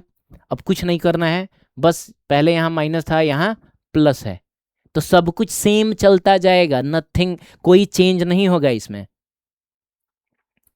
ठीक है, बस जहाँ माइनस है वहाँ प्लस आता जाएगा, यानी करते करते तुम कर लेना, कौन फिर से दिमाग लगाए इसमें? अरे दिमाग क्या लगाना यार, सिंपल चीज़ तो है। 2 बाहर आएगा, 1 का x हो जाएगा, लिख ही लेता हूँ, कोई दिक्कत नहीं है। चलो बताओ कितना, तो 1/2 बाहर आ जाएगा, 1 plus cos 2x into d x. ठीक है, तो 1/2 तो बाहर है, तो बाहर ही रहेगा। x का हो जाएगा कितना, x इन सॉरी 1 का इंटीग्रेशन कितना होगा, तो 1 इंटू एक्स लिखोगे। ठीक है, प्लस है तो प्लस, और कॉस 2x का कॉस का डिफ्रेंसिएशन माइनस साइन एक्स होता है, इंटीग्रेशन तो प्लस में ही साइन एक्स होगा, तो साइन लेकिन एक्स नहीं 2x, और डिवाइडेड बाई 2 करेंगे, है ना दोस्तों, और प्लस सी लिख देंगे। ठीक है, अब हम 1/2 को अंदर लेके चले जाएंगे, तो अब एक फॉर्मूले की तरफ हम इसको याद कर लेते हैं, फॉर्मूले की तरह याद कर लेते हैं कि integration of cos square cos square x into d x जो होता है वो होता है कितना बता, तो x/2 plus sign 2x divided by 4। ठीक है, और प्लस c। ठीक है, तो चाहे तो आप याद रख सकते हैं इसको, आगे बढ़ सकते हैं दोस्तों। ठीक है दोस्तों, अगला मेथड जो है वो है सब्स्टिट्यूशन मेथड। अब सब्स्टिट्यूशन मेथड तब काम आएगा जब दो फंक्शंस हो और एक फंक्शन दूसरे का डेरिवेटिव हो, मतलब एक फंक्शन दूसरे का डिफरेंशिएशन हो। ठीक है, तो ये मेथड काम आएगा। और एक और बात है कि जो डेरिवेटिव होगा वो मल्टीप्लिकेशन में होना चाहिए, डिफरेंशिएशन मल्टीप्लिकेशन में होना चाहिए। अब जैसे मैं आपको एग्जांपल समझाता हूँ, मान लो दो फंक्शन है u और v, अब u का जो डेरिवेटिव है वो v है, मतलब हो सकता है ये sin x हो, ये cos x हो, तो जाहिर सी बात है sin x का डिफरेंशिएशन cos x होता है। तो अगर ऐसा कुछ दिया रहे u into v into d x दिया रहे, तो ये मेथड काम आएगा, सब्स्टिट्यूशन मेथड काम आएगा, क्योंकि v डिफरेंशिएशन है और v जो है वो मल्टीप्लिकेशन में। ठीक है, इवन यहाँ भी काम आएगा, v ऊपर रहे u नीचे रहे, तो यहाँ भी काम आएगा। क्यों? क्योंकि v जो डिफरेंशिएशन है वो ऊपर है, ऊपर का मतलब वो मल्टीप्लिकेशन में है, डिवीजन में नहीं है। लेकिन यहाँ काम नहीं आएगा, जैसे u ऊपर आ जाए v नीचे आ जाए, तब यहाँ काम नहीं आएगा। जो डिफरेंशिएशन है वो डिवीजन में चला गया, नहीं काम आएगा। चाहे यहाँ भी काम नहीं आएगा, 1/u भी लिखा रहे तो यहाँ पर भी ये काम नहीं आएगा। ठीक है, तो ये बात हो गई। अब मैं ना इसका एक ट्रेडिशनल मेथड बताऊंगा जो पूरी दुनिया यूज़ करती है, और एक मेथड मैं अपना बताऊंगा। मेरे वाले मेथड में जो मैं पढ़ाई करता था, जब मैं 11th क्लास में था, तो उसे मैंने खुद से ईजाद किया था कि कोई भी सब्स्टिट्यूशन मेथड का क्वेश्चन हो, एक लाइन में तुम उसका आंसर लिख सकते हो। जबकि ट्रेडिशनल मेथड से जब करोगे, जिससे पूरी दुनिया करती है, तो ये काफ़ी आपको लेंदी दिखेगा, है ना। तो आओ एक बार पहले ट्रेडिशनल मेथड देख लेते हैं कि वो क्या है, फिर मैं आपको अपना तरीका बताऊंगा और आप खुद बोलेंगे कि हाँ ये बहुत बढ़िया तरीका था, एक लाइन में आंसर लिख सकते हैं आप। तो चलिए देखते हैं। तो दोस्तों यहाँ integration of sine x cosec D x है। अब यहाँ कोई प्रॉपर मल्टीप्लिकेशन रूल तो होता नहीं है, जैसा उधर हुआ करता था डिफरेंशिएशन में, है ना। पहले वाले को डिफरेंशिएट करो, दूसरे वाले को छोड़ो, फिर माइनस का साइन दो, दूसरे वाले को सॉरी प्लस का साइन दो, दूसरे वाले को डिफरेंशिएट करो, पहले वाले को छोड़ दो।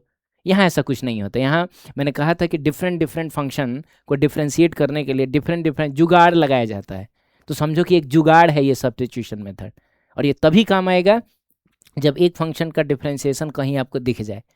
तो यहाँ साफ साफ दिख रहा है साइन एक्स का डिफरेंशिएशन कॉस एक्स होता है, तो जिसका डिफरेंशिएशन मिला ना उसको कुछ टी मान लो। लेट दोस्तों sine x is equals to t. अब इसको डिफरेंशिएट करो जो वेरिएबल है उसके रेस्पेक्ट में। ठीक है, तो differentiate with respect to x, तो साइन एक्स का डिफरेंशिएशन कॉस एक्स होगा और टी का डिफरेंशिएशन एक्स के रेस्पेक्ट में d t by d x होगा, sorry d t by d x होगा, है ना। अब यहाँ से इस dx को इधर भेज लो, तो दोस्तों इस केस में cos x into d x कितना आ गया, तो dt आ गया। अब ना हम इस वाले इक्वेशन में t के टर्म में चीज़ों को पुट करेंगे। अब जैसे sin x की जगह पे हम क्या पुट कर देंगे, t, ठीक है। फिर cos x dx की जगह क्या पुट कर देंगे, dt। आपको दिख रहा होगा यहाँ पे cos x dx जो है वो dt है, तो ये हो जाएगा dt। अब इसको सॉल्व कर लो, तो t dt का इंटीग्रेशन हो जाएगा t square by 2 plus C तो खैर आएगा ही, समझ गए। अब वापस से आप t की जगह पे साइन एक्स को पुट कर लीजिए, तो आपका फाइनल आंसर आ जाएगा साइन एक्स का square divided by 2 plus C, या यूं कहें कि sine square x divided by 2 plus C. तो ये है ट्रेडिशनल मेथड, ठीक है। अब मेरी बात ध्यान से सुनिए, अब ये तो एक सिंपल क्वेश्चन है, ये बहुत कॉम्प्लिकेटेड क्वेश्चन नहीं है, बहुत कॉम्प्लिकेटेड भी क्वेश्चन इसमें मिलेगा। तब भी आप देख पा रहे होंगे कि एक बार पहले तो टी पुट करा हमने, फिर हमने इसको डिफरेंशिएट किया, फिर हमने इसको इंटीग्रेट किया, और फिर वापस से हमने ला के पुट किया टी की जगह पे साइन एक्स को। काफ़ी लेंदी हो गया ना। जबकि डिफरेंशिएशन में मल्टीप्लिकेशन रूल हो, डिवीजन रूल हो, चेन रूल हो, सब एक लाइन में आंसर देता था, ठीक है। आंसर मतलब डिफरेंशिएशन तो एक ही लाइन में हो जाता था, भले सिंप्लीफाई करने में हमको एक दो स्टेप और आगे बढ़ना हो, लेकिन यहाँ डिफरेंशिएशन तक पहुँचने में हमको इतना सारा स्टेप लेना पड़ा। तो मेरे दिमाग में आया यार कि कुछ तो ऐसा करें कि हम डायरेक्ट आंसर लिखें, इसके बाद हम डायरेक्ट ये लिखें, ये सारा चीज़ जो है गायब हो जाए, है ना। तो मैंने कुछ काफ़ी सोचा, उस समय जब मैं पढ़ाई करता था, ये उस समय की बात है, और मैंने एक मेथड निकाला और मैंने अपने दोस्तों से बोला भी कि जाओ कोई भी सब्स्टिट्यूशन मेथड का क्वेश्चन लेकर मैं एक लाइन में आंसर लिखूंगा, और सब लेके आते भी थे, मैं एक लाइन में आंसर लिखता भी था, और मैं आपके सामने वो करके दिखाऊंगा, ठीक है। आप भी चाहें तो आप अपने दोस्तों के सामने फोकस मार सकते हैं, ठीक है। तो my method for substitution method, इसमें करना क्या है कि ढूंढो कि किसका डिफरेंशिएशन कौन है, ठीक है। ये तो वैसे भी ढूंढा जाता है, जो डिफरेंशिएशन मिले उसको गायब कर दो, जो भी डिफरेंशिएशन मिले उसको गायब करो, मिटा दो उसमें से, और जिसका डिफरेंशिएशन मिला उसको x मान के इंटीग्रेट कर दो, काम खत्म। अब दोस्तों देखते हैं कैसे मैं अपने मेथड से इसको एक लाइन में लिखता हूँ। पहले ढूंढो किसका डिफरेंशिएशन कौन, तो साइन एक्स का डिफरेंशिएशन cos x, तो जो डिफरेंशिएशन मिला उसको गायब कर दो। तो डिफरेंशिएशन कौन है, cos x ही तो डिफरेंशिएशन है, इसको गायब कर दो। जिसका डिफरेंशिएशन मिला उसको x मान लो ये x है, तो ये लिखा है x dx। ये क्या लिखा है दोस्तों, ये लिखा है x dx, और x dx का इंटीग्रेशन कितना होगा, एक्स स्क्वायर बाई 2। लेकिन x आपने किसको माना है, साइन एक्स को माना है ना। अरे x आपने इसको माना है ना, जिसका डिफरेंस है उसको x मान लो, यानी साइन एक्स को आपने x माना है। तो x, अगर ये x होता तो एक्स स्क्वायर बाई 2 लिखते, साइन एक्स है तो हम इसको साइन एक्स स्क्वायर बाई 2 लिखेंगे। आप देख पा रहे हैं यही आंसर है, यही तो आंसर है, साइन एक्स स्क्वायर बाई 2, समझ रहे हैं। और हमने देखिए, ध्यान से देखिए, तो हमने एक लाइन में आंसर लिख दिया, ये फाइनल आंसर है हमारा। फिर से समझो, साइन एक्स का डिफरेंशिएशन cos x, तो जो डिफरेंशिएशन मिले उसको गायब करो, मन ही मन गायब कर लेंगे, जो बचा उसको x ट्रीट करो, x की तरह ट्रीट करो। अब ये साइन x नहीं है, ये जस्ट x है, तो x है तो एक्स स्क्वायर बाई 2, लेकिन एक्चुअल में तो ये साइन x ही है ना, तो एक्स स्क्वायर बाई 2 की जगह पे हम इसको हाथी मान लेंगे, हाथी स्क्वायर बाई 2, यानी कि साइन एक्स स्क्वायर बाई 2 हो जाएगा, अब प्लस सी हो जाएगा। क्लियर। तो अगर आपको ये समझ आया होगा तो अब और क्वेश्चंस करेंगे तब आपको और बढ़िया समझ आएगा। चलिए, ये वाला क्वेश्चन एक हमने देखा, ठीक है। तो वीडियो पॉज करो, खुद से ट्राई करने की कोशिश करो। कर लिया, देखते हैं।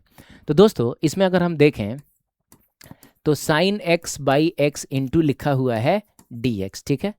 अब हमको ढूंढना है किसका डिफरेंशिएशन कौन, सॉरी साइन एक्स नहीं है, ln x है, ln x by x into कितना dx, ठीक है। किसका डिफरेंशिएशन कौन, तो हमको ये पता है कि ln x का डिफरेंशिएशन 1/x होता है, तो कहीं ना कहीं यहाँ 1/x लिखा हुआ है ना, अरे कुछ नहीं है तो यहाँ 1 तो हम अपने से मान सकते हैं 1/x।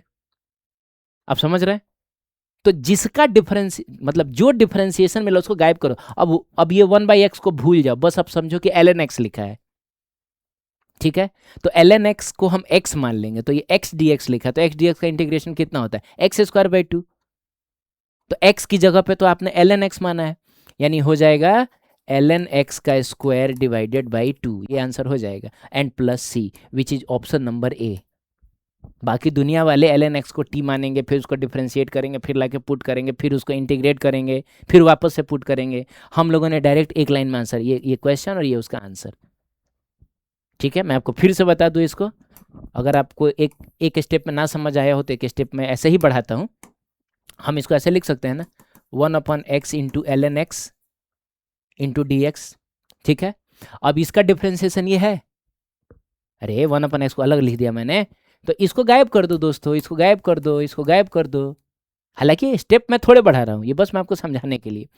अब समझो ना, ये x इंटू डी एक्स लिखा है, x into d x x square by 2 होता है, लेकिन x की जगह ln x है, तो ln x का स्क्वायर डिवाइडेड बाई 2 और plus C is the answer. That's it. समझ रहे हैं? Very good. अगला वाला ये आप करके बताइए जल्दी। तो देखते हैं, कहता है कि integration of 1/x ln x into d x. ठीक है, तो एक काम करता हूँ मैं, ये जो 1/x है ना, इसको थोड़ा अलग करता हूँ मैं। ठीक है, तो ये हो जाएगा 1/x और ये हो जाएगा 1/ln x into d x. ठीक है, अरे ऐसा नहीं कि मैं स्टेप बढ़ा रहा हूँ, मैं तो डायरेक्ट एक लाइन में आंसर लिख दूंगा, आपको बस समझाने के लिए। 1/x को थोड़ा अलग लिखा और 1/ln x को अलग लिखा। अब मुझको साफ साफ दिख रहा है कि ln x का डिफरेंशिएशन होता है 1/x। मैंने क्या बोला, जो डिफरेंशिएशन है उसको गायब कर दो, कहानी खत्म, इसको गायब करो। ठीक है, और ln x का डिफरेंशिएशन ये था, तो ln x को x मान लो, यानी ये 1/x dx है, ऐसा समझो। लेकिन मन में ये होना चाहिए कि x एक्चुअल में ln x को हमने माना है। ठीक है, तो हम जानते हैं दोस्तों कि 1/x इंटू डी एक्स का इंटीग्रेशन ln x होता है। अरे इसको थोड़े हम पावर रूल से करते हैं, है ना, तो ln x होगा, तो इसका आंसर हो जाएगा ln। लेकिन दोस्तों x थोड़े लिखेंगे, 1/x dx होता है तब ln x होता है ना। x हमने मतलब यहाँ 1/x होता तो आंसर ln x होता है, लेकिन ये 1/ हाथी है तो ln हाथी आंसर होगा, और हाथी की जगह पे हम फिर से ln x लिखेंगे और प्लस सी आ जाएगा। ln x ऐसा कहीं दिख रहा है? ये दिख रहा है आपको, ln x प्लस सी। समझना, बढ़िया से समझना, वीडियो पॉज कर लेना, फिर दोबारा समझ लेना अगर ना समझ में आया हो। ठीक है, मैं आपको फिर से बता देता हूँ। हालांकि मुझको दिख रहा था कि ln x का डिफरेंशिएशन 1/x होता है, इसीलिए मैंने 1/x को थोड़ा अलग लिखा। मुझको ये लिखने की जरूरत नहीं थी, मैं यहीं पे काट लेता 1/x को। ठीक है, अब 1/ln x into d x बचा, तो जिसका डिफरेंशिएशन मिला उसको x मानो अपने से मन ही मन, तो समझो ना, ये 1/x इंटू डी एक्स लिखा, और 1/x इंटू डी एक्स का इंटीग्रेशन ln x होता है। तो भाई 1/x होता तब ना ln x लिखते हैं, लेकिन 1/ हाथी है तो ln हाथी लिखेंगे, और हाथी की जगह वापस से ln x आएगा। तो एक तरीके से हम एक लाइन में आंसर लिख रहे हैं। अब यही क्वेश्चन आप किसी को भी देंगे, पूरा एकदम आधा पेज भर देगा वो। ठीक है, आगे बढ़ते हैं, इसको करो दोस्तों। कर लिया? देखते हैं, तो यहाँ पे क्या है कि आप ढूंढिए किसका डिफरेंशिएशन कौन। तो हमको दिख रहा है एक्स स्क्वायर का डिफरेंशिएशन 2x, ये देखो, है ना। इसको फिर से थोड़ा सा मैं यहाँ लिखता हूँ, 2x cos x square into d x. ठीक है, एक्स स्क्वायर का डिफरेंशिएशन 2 है, तो जो डिफरेंशिएशन मिला उसको गायब करो, कहानी खत्म, और इसको x की तरह ट्रीट करो। जस्ट समझो ये लिखा हुआ है cos x dx, तो cos x dx का इंटीग्रेशन क्या होता है? sin x होता है। cos का इंटीग्रेशन sin x होता है। देखो दोस्तों, cos का डिफरेंशिएशन माइनस sin x होता है, cos का इंटीग्रेशन sin x होता है, तो बस ये sin x होगा, लेकिन x नहीं दोस्तों, x की जगह x स्क्वायर ना है। अरे ट्रीट हम इसको जस्ट x की तरह करेंगे, लेकिन एक्चुअल में तो ये x स्क्वायर है, तो sin x स्क्वायर। बस आंसर हो गया दोस्तों, यही आंसर है। समझ रहे हो? एक्स स्क्वायर का डिफरेंशिएशन 2x था, जो डिफरेंशिएशन मिला उसको गायब करो, भूल जाओ कि ये है, और जिसका डिफरेंशिएशन मिला उसको x मानो, यानी समझो ये cos x लिखा हुआ है तो cos x का sin x होता है ना, cos हाथी का sin हाथी होगा, और प्लस सी लिखेंगे, कहानी खत्म। तो ऐसा कौन सा ऑप्शन है? ये वाला ऑप्शन इसका सही है। आ रही है बात समझ में? वेरी गुड, ये बढ़िया क्वेश्चन है, इसको करिए, किया जाए। चलिए अब देखिए इसमें क्या है, वीडियो पॉज करके खुद से तो करना यार प्लीज। इसमें देखो ना, sin x का डिफरेंशिएशन cos x होता है। मैं फिर से यहाँ लिखता हूँ, e to the power sin x into cos x plus नहीं नहीं, cos x into d x, इसको इसका आंसर आपको बताना है। तो sin x का डिफरेंशिएशन cos x होता है, हाँ होता है। तो जिसका सॉरी जो डिफरेंशिएशन मिला उसको गायब करो, भाड़ में गया ही, और इसको x की तरह ट्रीट करो। तो e to the power x का e to the power x ही होता है। तो e to the power sin x का just e to the power sin x हो जाएगा और प्लस c लिख देंगे, दैट्स इट। मजा आया? Very good. एक लाइन में एकदम आप भौकाल बना सकते हैं अपने दोस्तों के बीच में। आप भी जाकर बोलना कि एक लाइन में आंसर लिखूंगा, कोई भी सब्स्टिट्यूशन मेथड का क्वेश्चन लेके। इसको करते हैं, करो। कर लिया? देखा जाए तो दोस्तों इसमें हमको क्या दिख रहा है, इसमें हमको दिख रहा है sine ln x divided by x into d x. Clear? इसमें हमको दिख रहा है कि ln x का डिफ्रेंसिएशन होता है 1/x, और ध्यान से देखो तो यहाँ 1/x छुपा हुआ है, तो इसको गायब करो, भाड़ में गया ये x। ठीक है, खत्म हो गया। अरे हम इसको अगर अलग से अगर लिखते हैं, चलो मैं लिख ही देता हूँ, ज़रूरत तो नहीं है लेकिन आपको समझाने के लिए मैं लिख देता हूँ कि ये 1/x और साइन ln x लिखा हुआ है। ठीक है, तो इसको हम गायब कर देंगे। ठीक है, और हम इसको, अच्छा किसका डिफ्रेंसिएशन मिला था? ln x का डिफ्रेंसिएशन मिला था 1/x, तो ln x को हम जस्ट x की तरह ट्रीट करेंगे। तो यानी ये sin x लिखा है, तो sin x का माइनस cos x होता है, माइनस cos, लेकिन x की जगह तो ln x है ना दोस्तों, तो हो गया, यही है इसका आंसर, और कर लो प्लस c, दैट्स इट। कौन सा आंसर होगा? Minus cos ln x plus c। आप देख रहे हैं कितना आसान बना दिया मैंने। ठीक है, वेरी गुड। आगे बढ़े दोस्तों, चलिए आगे बढ़ते हैं। ये क्वेश्चन थोड़ा आप करिए, इसमें दिमाग लगाइए, आप इसमें दिमाग लगाइए। ठीक है, वीडियो पॉज करके ट्राई कर लो। हो गया? देखा जाए तो ये कहता है दोस्तों कि लिखा हुआ है sec pi x into 10x into d x कितना होगा। ठीक है, अब यार यहाँ किसका डिफ्रेंसिएशन कौन तो नहीं दिख रहा है। 10x का डिफ्रेंसिएशन सेक स्क्वायर एक्स होता है, लेकिन ये सेक का पावर पी एक्स है ना। तो मैंने सोचा कि यार एक सेक एक्स का differentiation sec x into 10x होता है, तो अगर हम इसमें से एक सेक एक्स को बाहर निकाल लें, एक सेक एक्स को बाहर निकाल लें दोस्तों, इसको हम ऐसा बना लें अगर कि इसको हम सेक एक्स इंटू 10x है ना, एक साथ लिखें, तो इसमें से एक सेक एक्स निकल गया, तो इसमें कितना बचेगा? सेक पी का पावर सेक का power p minus 1 into x बचा। आप समझ पाए क्या? अरे भैया अगर x का पावर 4 हो, इसमें से हम एक x निकाल ले तो x का पावर 3 ही तो बचेगा। तो वैसे ही सेक का पावर p है, उसमें से एक सेक हमने निकाल लिया, तो सेक का पावर p माइनस 1 ही तो बचेगा, है ना। चाहे इसको हम चाहे तो ऐसे भी लिख सकते हैं, ऐसे भी लिख सकते हैं, मतलब सिर्फ सेक के ऊपर पावर ना दे के हम पूरे सेक एक्स के ऊपर भी पावर दे सकते हैं। यह है सेक एक्स का पावर p माइनस 1, ऐसे भी कर सकते हो। वैसे भी अंदर जाएगा तो सेक के ऊपर ही जाएगा। अब मुझको दिखा कि सेक एक्स का डिफरेंशिएशन है सेक एक्स इंटू 10x, तो जो डिफरेंशिएशन मिला उसको गायब करो और इसको x की तरह ट्रीट करो। इसी का डिफरेंशिएशन मिला ना ये, तो इसको x की तरह ट्रीट करो, तो समझो ये x का पावर p माइनस 1 है। तो दोस्तों पावर को मतलब x का पावर समथिंग रहे तो कैसे पावर में 1 ऐड करके उसी पावर से डिवाइड करते हैं। तो हम क्या करेंगे, सेक एक्स पावर में 1 ऐड करेंगे, तो इसमें दोस्तों 1 ऐड करोगे अगर, प्लस 1 करोगे और फिर उसी पावर से डिवाइड करोगे, तो मिला जुला के देखा जाए तो ये कितना बनेगा, ये बनेगा सेक एक्स का पावर जस्ट p और divided by p plus c। यही तो आंसर है। समझ रहे हैं आप? सब्स्टिट्यूशन मेथड को जस्ट हम एक लाइन में लिख पा रहे हैं, मतलब ये हमने जस्ट थोड़ा सा इसको सिंप्लीफाई किया है ताकि हमको उस फॉर्म में मिले जिस फॉर्म में हम चाहते हैं। बाकी आंसर तो ये एक ही लाइन में आया है। ठीक है, तो इसका कहीं कोई आपको दिखाई दे रहा है तो obviously this is the option number B. ये काफ़ी अच्छे क्वेश्चंस में से एक है, आप किसी को दे के देखना दोस्तों ये क्वेश्चन। ठीक है, ये अच्छे क्वेश्चंस में से एक है और हम देखो एक लाइन में आंसर लिख रहे हैं। चलो ये वाला ट्राई करो दोस्तों। ठीक है, अब देखो कहता है कि integration of cot x divided by ln sine x, ठीक है, इंटू डी एक्स, ये कितना होगा। अब दोस्तों तुम ध्यान से देखोगे ना तो ln साइन एक्स का डिफरेंशिएशन कॉट एक्स होता है।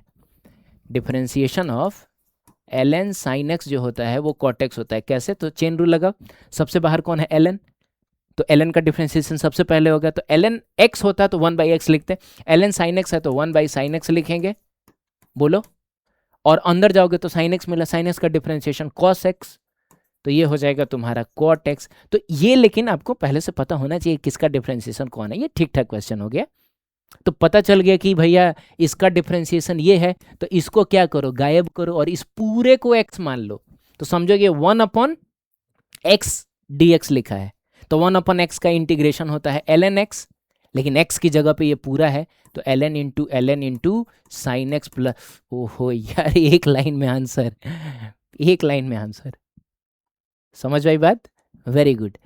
तो दोस्तों ये एक आखिरी क्वेश्चन, इसको ट्राई कर लो एक बार, वीडियो पॉज कर लो आराम से। हो गया? देखते हैं। तो यहाँ पे दिया हुआ है integration of x² e⁻ x³ into dx, ठीक है। अब इसमें हमको ढूंढना है कि किसका डिफ्रेंसिएशन कौन। तो जब मैं थोड़ा सोच रहा हूँ तो मुझको ऐसा लग रहा है कि x³ का डिफ्रेंसिएशन 3x² होना चाहिए जा, लेकिन यहाँ तो सिर्फ x² है। तो देखो घबराने की जरूरत नहीं, अगर ऐसा है तो फिर हम इसमें ऊपर नीचे ना 3 से मल्टीप्लाई डिवाइड कर लेते हैं खुद से, ठीक है। तो ऊपर नीचे 3 और नीचे भी 3 से मल्टीप्लाई डिवाइड कर लेते हैं, लेकिन एक काम करता हूँ मैं उस 3 को बाहर रखता हूँ, ठीक है।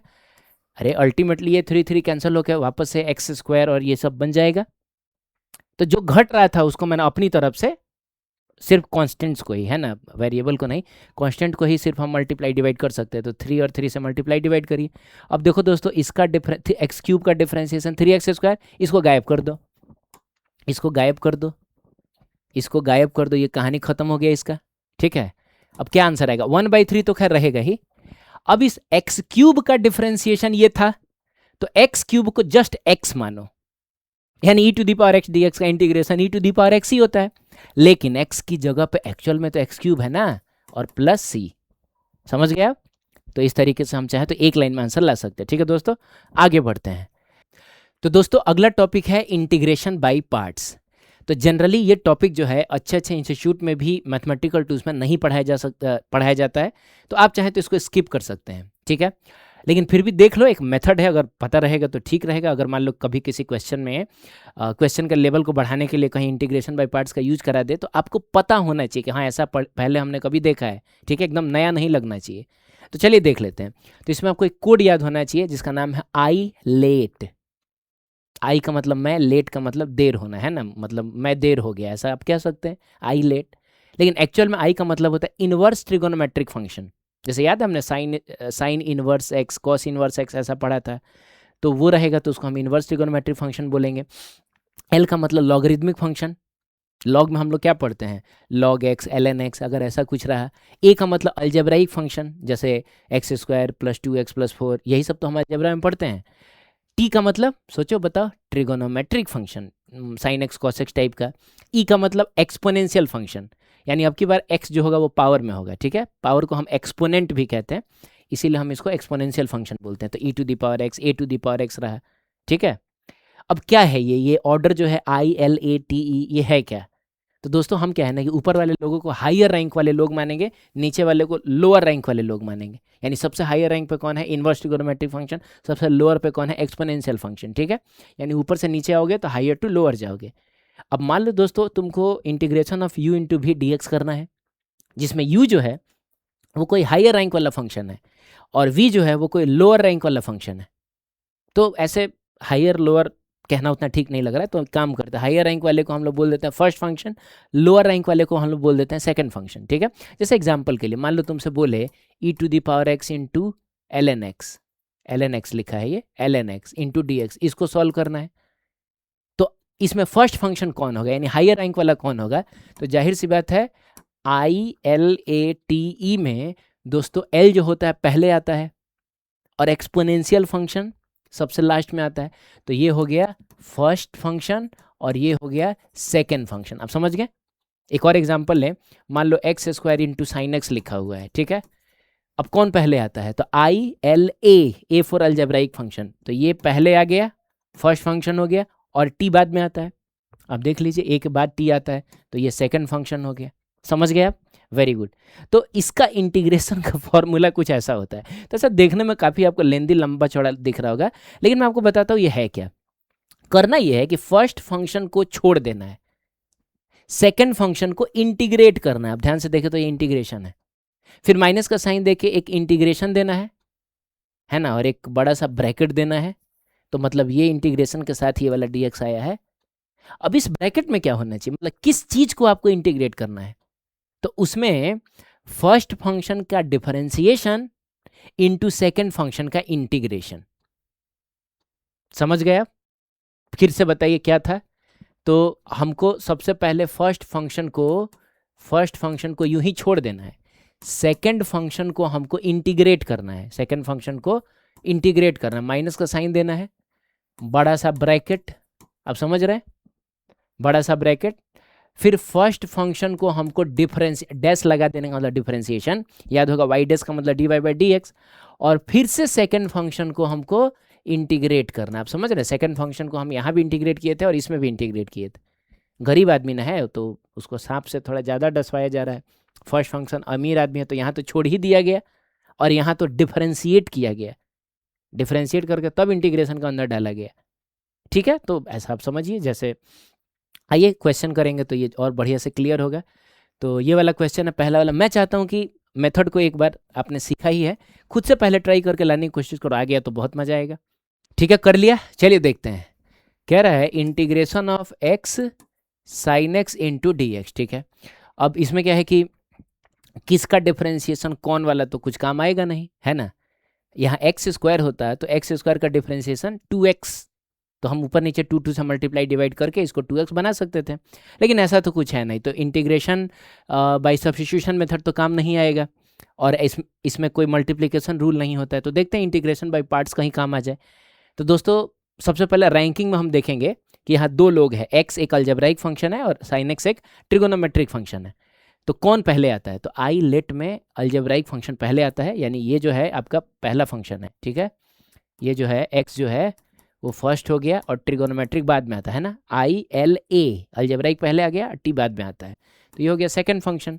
तो तरीका क्या होता है दोस्तों, तरीका होता है पहले वाले को छोड़ दो, दूसरे वाले को इंटीग्रेट करो, तो sine x into d x, minus का साइन दो, बड़ा सा इंटीग्रेशन दो, पहले वाले को डिफ्रेंशिएट करो, तो x का डिफ्रेंशिएशन कितना 1, और दूसरे वाले फंक्शन को इंटीग्रेट करो, तो ये हो गया आपका साइन एक्स डी एक्स, है ना। और तब एक बड़ा सा ब्रैकेट डालकर dx लगा दो, क्योंकि इस वाले इंटीग्रेशन के साथ भी तो dx आएगा।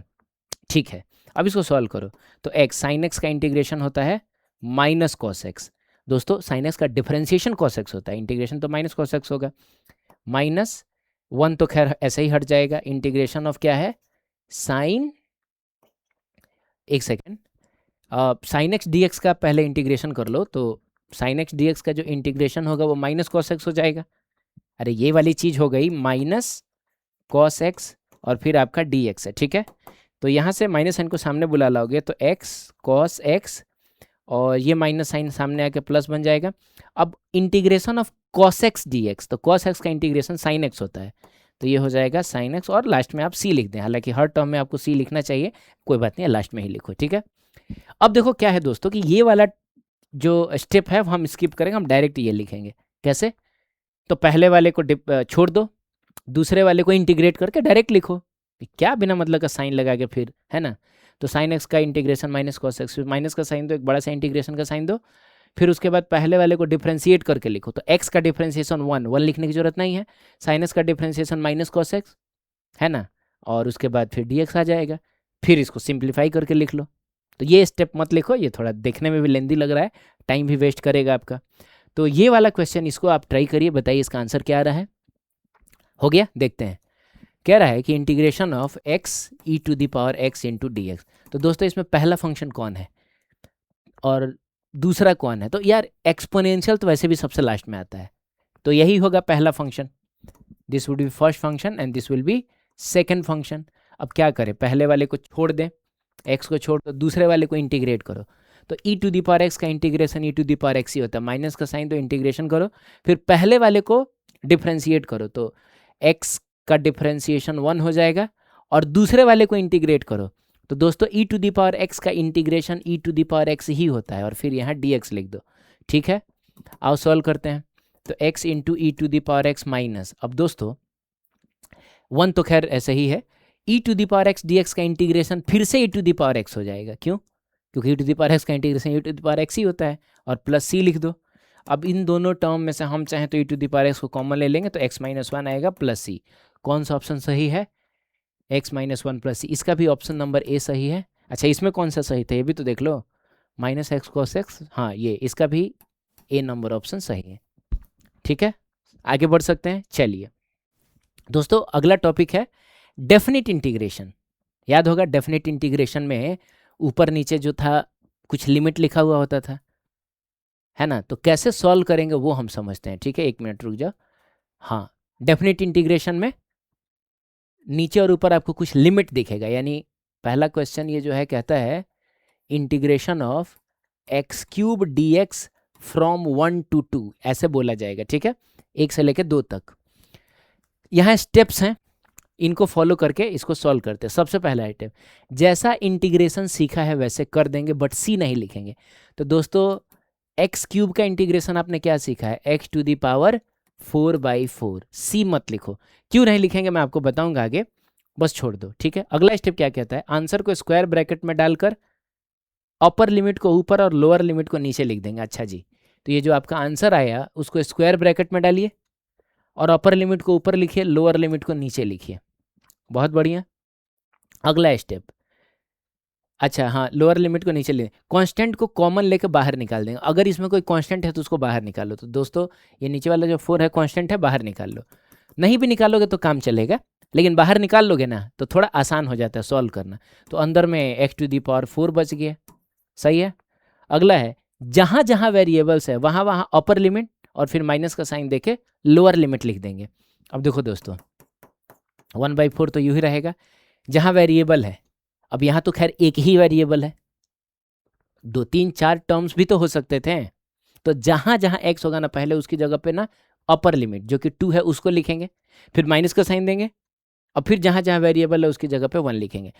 तो अभी फिलहाल x की जगह 2 लिखो, तो ये हो जाएगा 2 टू दी पावर 4। अब माइनस का साइन दो, अब x की जगह 1 लिखो। एक बार वेरिएबल की जगह अपर लिमिट, माइनस का साइन दीजिए, फिर लोअर लिमिट, तो 1 टू दी पावर 4। बस इसी को सॉल्व कर लो। 1/4, 2 टू दी पावर 4 कितना होता है? 16 होता है, -1 हो जाएगा, ये हो जाएगा 15/4। तो दोस्तों इसका आंसर आएगा 15/4। ये एक डेफिनिट नंबर है। ठीक है, इसीलिए हम इसको डेफिनिट इंटीग्रेशन कहते हैं। तो ये वाला क्वेश्चन है, इसको आप ट्राई करिए, देखिए आपका आंसर क्या आ रहा है। कर लिया? देखा जाए, देखते हैं दोस्तों। सबसे पहली बात तो ये कि इंटीग्रेशन करना है किसका आपको? 3x² + 2x + 4 इंटू dx -1 से लेके दोस्तों 1 तक जाना है। तो पहले तो हमने जैसे इंटीग्रेशन सीखा हम कर लेते हैं। तो इसका सीखा है 3x³ + 2x² और +4x। क्लियर है, इसमें तो दिक्कत नहीं है। पावर में 1 ऐड करके उसी पावर से डिवाइड करना है। तो यहाँ पावर 2 था तो 1 ऐड करोगे तो 3/3 हो जाएगा, 2/2 है ना। और कांस्टेंट के बगल में ये वाला वेरिएबल चिपकाते हैं, सी नहीं लिखते हैं। अच्छा मैं बता दूं कि सी क्यों नहीं लिखते हैं, रुकिए मैं पीछे जाके बताता हूँ। दोस्तों क्या होता अगर तुम सी लिखते तो, चाहे रुको एक सेकेंड, एक नया ही एग्जाम्पल ले लेते हैं। मान लो कहीं 3x² dx है और कुछ 1 से लेकर 2 तक आपको सॉल्व करना है। ठीक है, तो पहले तो इंटीग्रेट करिए। तो 3x³ और +c लिखिए आप, कोई दिक्कत नहीं। 1 से लेकर 2 तक जाइए, फिर इसे इसको काटिए, तो ये बन जाएगा x³ + c 1 से लेकर 2 तक। अब जहाँ जहाँ वेरिएबल है उसकी जगह x रखेंगे, फिर माइनस का साइन देके, सॉरी, जहाँ जहाँ वेरिएबल है उसकी जगह 2 रखेंगे, 2, फिर माइनस का साइन देके 1 रखेंगे। तो पहले हम क्या करते हैं ये बताओ। x की जगह 2 रखोगे तो 2 का पावर 3 + c माइनस 1 का पावर 3 + c। अब ये 2 का पावर 3 8 होगा, 8 में से 1 गया 7 हो जाएगा, और c - c कैंसिल हो जाएगा। अब एक बात बताओ यार, जब भी हम अपर लिमिट रख के माइनस का साइन दे के फिर लोअर लिमिट जब रखेंगे तो आपको नहीं लग रहा है ये सी और सी हमेशा कट जाएगा? तो जो चीज़ कट जाने वाला है उसको ढोने की क्या जरूरत, हम इसको पहले से ही लेकर नहीं चलेंगे। आप समझ रहे हैं? जो ऐसे ही भाग जाने वाला है, ख़त्म हो जाने वाला रास्ते में ही, उसको हम क्यों लेके चलेंगे जब फाइनल आंसर में उसका कोई योगदान है नहीं। अब जैसे मान लो कहीं मार करने जाना है, तो एक ऐसा दोस्त जिसके बारे में तुमको पता है कि जब मार शुरू होगा ये भाग जाएगा, ठीक है, ये बस जा इसीलिए रहा है कि थोड़ा घूम फिर ले, तो हम जब सही में मार करने जाना होगा तो उसको छोड़ के जाएंगे, ठीक है। तो ऐसी बात है, तो इसीलिए हम सी नहीं लिखते हैं। तो छोड़िए सी मत लिखिए, फिर ब्रैकेट में डालिए, नीचे वाले लिमिट को नीचे, ऊपर वाले लिमिट को ऊपर। अब जहाँ, अच्छा एक मिनट, कुछ काट कूट कर लो, तो बताओ, ये 3 से 3 कैंसिल, 2 से 2 कैंसिल, तो ये आ जाएगा x cube plus x square plus 4x, और -1 से लेके 1 तक। क्लियर दोस्तों? अब कोई कांस्टेंट अगर कॉमन होकर बाहर आ रहा होगा तो निकाल लेना, वेरिएबल को मत बाहर निकाल देना। ऐसे तो देखा जाए तो इसमें भी एक एक्स है, तो एक एक्स तो बाहर आना चाहिए, लेकिन नहीं, कांस्टेंट होता ना, जैसे मान लो कि यहाँ 8 होता है, यहाँ 2 होता है, यहाँ 4 होता है, तो हम 2 को बाहर निकाल लेते हैं, कैलकुलेशन थोड़ा आसान हो जाएगा, ठीक है। फिलहाल छोड़ दो, कोई चीज़ बाहर नहीं आ रहा है। जहाँ जहाँ एक्स है उसकी जगह 1 रखो, तो 1 का क्यूब प्लस 1 का स्क्वायर प्लस 4 इंटू 1, माइनस का साइन दो, और जहाँ जहाँ एक्स है उसकी जगह -1 रखो, तो -1 का क्यूब प्लस -1 का स्क्वायर प्लस 4 इंटू -1। समझ गए आप? बस सॉल्व कर लीजिए। तो यहाँ से 1 + 1 2 6 आ रहा है, माइनस यहाँ से -1 का क्यूब जो होगा वो -1 ही होगा, ठीक है। -1 का स्क्वायर जो होगा वो 1 होगा, ये बात तो पता है ना। नेगेटिव चीज़ों का पावर अगर ऑड हो तो आंसर नेगेटिव में आता है, लेकिन पावर अगर इवन हो तो आंसर पॉजिटिव में आता है, ठीक है। तो ये हो जाएगा, और यहाँ पे आपको मिलेगा -4, तो अल्टीमेटली 6 माइनस ये 1 -1 तो कैंसिल हो जाएगा, -4, ठीक है। ये आ जाएगा आपका 10, सही है। चलिए सेकंड वाला आप ट्राई करिए, हो गया देखा जाए तो दोस्तों, ये कहता है second part, integration of sine x into d x from 0 degree से लेकर 90 डिग्री। तो साइन एक्स का इंटीग्रेशन होता है माइनस कॉस एक्स, है ना। तो हम क्या करें, इसको हम लोग ब्रैकेट में डालें, नीचे 0 डिग्री, ऊपर 90 डिग्री। अब माइनस साइन को बाहर निकाल लो, माइनस साइन को बाहर निकालो, ठीक है। एक्चुअली -1 बाहर आया है, ठीक है। तो 0 डिग्री से लेकर 90 डिग्री। अब क्या करें, तो जहाँ x है उसकी जगह पहले 90 रखो, तो cos 90 डिग्री, माइनस का साइन दो, और जहाँ x है उसकी जगह 0 रखो। अब दोस्तों cos 90 कितना होता है, तो cos 90 होता है 0, तो ये तो 0 हो जाएगा, माइनस cos 0 कितना होता है, 1 होता है। तो खैर ये तो -1 बना, और माइनस साइन इसको प्लस बना, मतलब ये माइनस और ये माइनस मिलकर प्लस हो जाएगा, तो इसका आंसर आया 1। Clear, very good. ये क्वेश्चन है, इसको आप ट्राई करिए, देखिए क्या आ रहा है। हो गया देखा जाए तो दोस्तों, मुझको ऐसा लगता है कि इसका जो इंटीग्रेशन होगा √π x sin x², है ना, dx, तो इसका इंटीग्रेशन में यूज होगा सब्स्टिट्यूशन मेथड का, कि किसका डिफरेंशिएशन कौन। तो आपको ना x² का डिफरेंशिएशन 2x होता है, तो एक काम करिए, यहाँ एक 2 दे दीजिए और यहाँ भी एक 2 दे दीजिए। अब मैंने कहा कि जो डिफरेंशिएशन मिलेगा उसको हम गायब कर देंगे, तो ये 2x को हम लोग कर देते हैं गायब, इसको x मान लेंगे क्योंकि इसी का डिफरेंशिएशन ये मिला है, तो इसको, तो समझो ना, ये sin x dx लिखा हुआ है, तो sin x का इंटीग्रेशन क्या होता है, माइनस cos, लेकिन x की जगह x² ना होगा, हो गया। प्लस c नहीं लिखा जाता है, ब्रैकेट में डालिए, 0 से लेके √π करिए। मैं कहता हूँ इस माइनस साइन को बाहर निकाल लीजिए, तो ये cos x² √π से लेके 0 तक। अब दोस्तों हम जहाँ x है उसकी जगह √π लिखेंगे, तो ये हो जाएगा cos √π का स्क्वायर माइनस cos 0 का स्क्वायर। तो खैर cos 0 का स्क्वायर तो 0 ही हो जाएगा।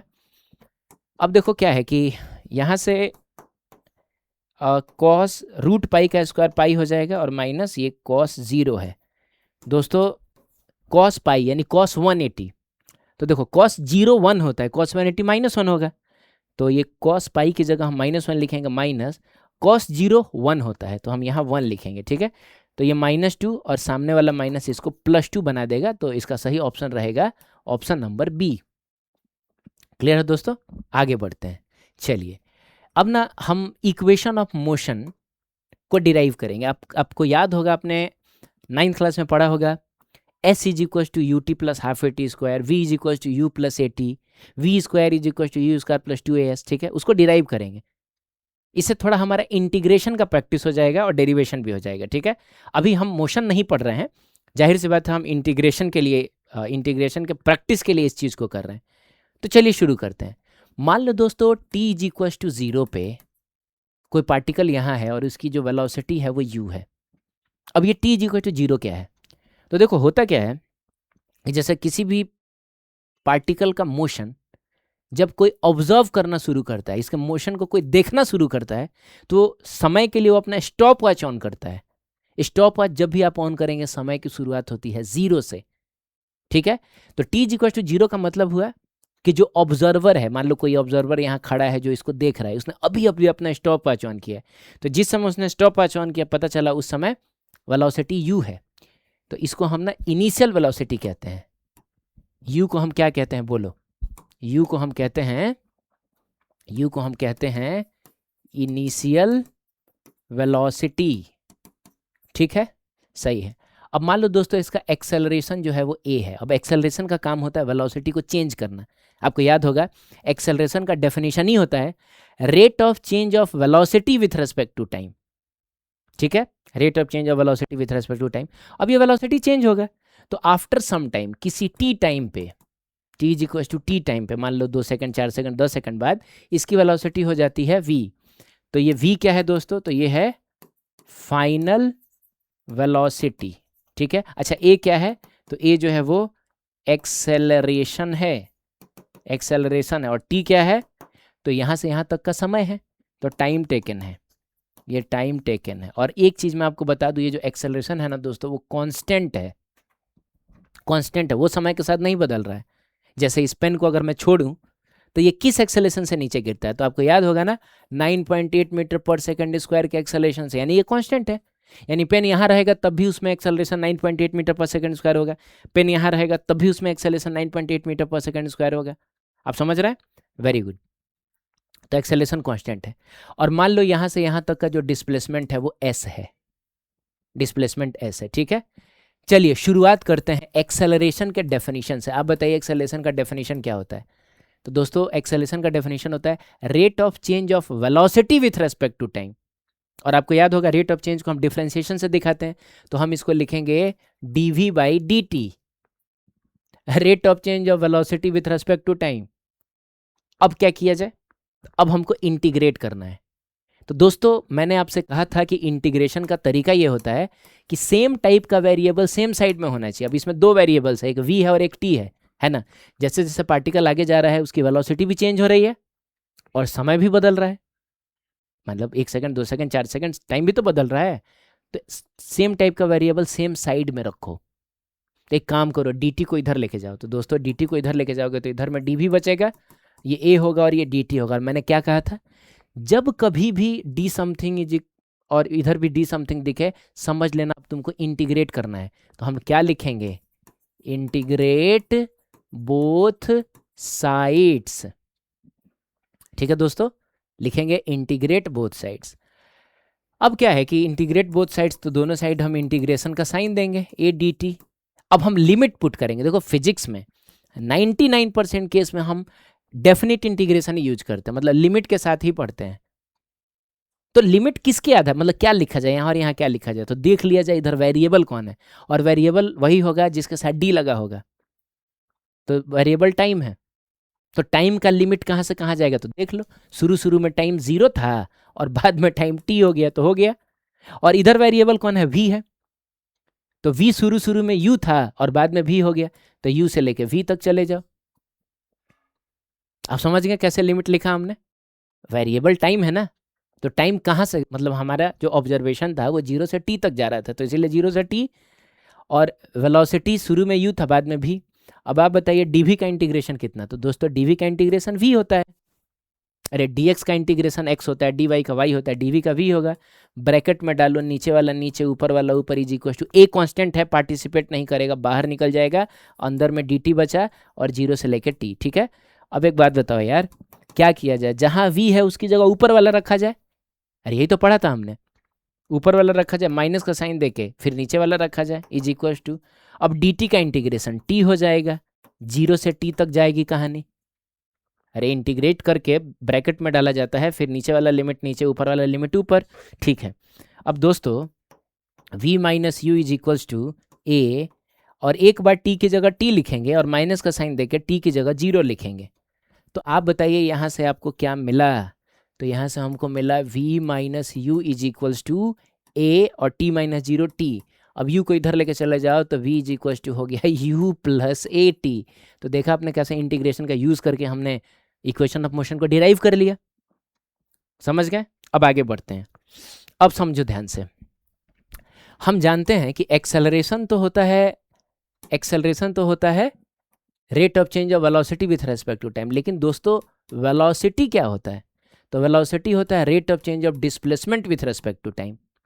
ठीक है। तो अब हम एक काम करते हैं, इस v की जगह पे हम लोग ds बाई डी टी लिख देते हैं। तो यहाँ से हम लोग लिखते हैं ds by d t is equals to u plus a into t. ठीक है। अब देखो क्या है कि जब भी डिफरेंशिएशन के टर्म में कुछ लिखा है और आगे बढ़ना है तो हम इंटीग्रेट करके ही आगे बढ़ते हैं। हम क्या करें, सेम टाइप का वेरिएबल सेम साइड में, यानी इसमें वेरिएबल कौन कौन सा है? तो s है और t है, जिसके साथ d लगा है वो वेरिएबल होता है, s है और t है। ठीक है ना। u जो है वो कांस्टेंट है, मतलब इनिशियल वेलोसिटी तो कांस्टेंट ही होगी ना।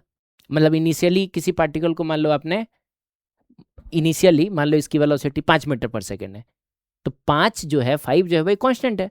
हाँ, फाइनल वेलोसिटी चेंज होगी, 1 सेकंड के बाद वो 6 हो जाएगा, 7 हो जाएगा, लेकिन इनिशियली तो 5 ही था ना। तो u कांस्टेंट है और एक्सेलरेशन तो मैंने शुरू में ही बताया था कि कांस्टेंट है। ठीक है। तो कौन कौन वेरिएबल है? s वेरिएबल और t वेरिएबल है। तो s वाले को इधर ही रखो और t वाले को उधर भेज दो। तो u plus a T into कितना dt। अब फिर इंटीग्रेट बोथ साइड्स करो, इंटीग्रेट बोथ साइड्स करो, है ना दोस्तों। तो बताओ ds का इंटीग्रेशन ऐसे लिखोगे और ये लिखोगे u plus a T into क्या dt। अब क्या करे भाई, तो लिमिट रखे। तो इधर वेरिएबल कौन है? t। तो टाइम जो है कहाँ से कहाँ जा रहा है? 0 से t जा रहा है, तो हम इसको लिखेंगे 0 से लेकर t तक। ठीक है। ds का इंटीग्रेशन, तो वेरिएबल जो है वो s है, डिस्प्लेसमेंट है ये। तो शुरू में जब पार्टिकल यहाँ था तो डिस्प्लेसमेंट 0 है ना। अरे जैसे जैसे आगे बढ़ेगा तब तो डिस्प्लेसमेंट होगा। तो यहाँ पर डिस्प्लेसमेंट हम 0 लिखेंगे और दोस्तों जब यहाँ पहुँच गया तो टोटल डिस्प्लेसमेंट हो गया s। ठीक है। अब बताओ ds का इंटीग्रेशन कितना होगा? तो s हो जाएगा 0 से लेके s तक।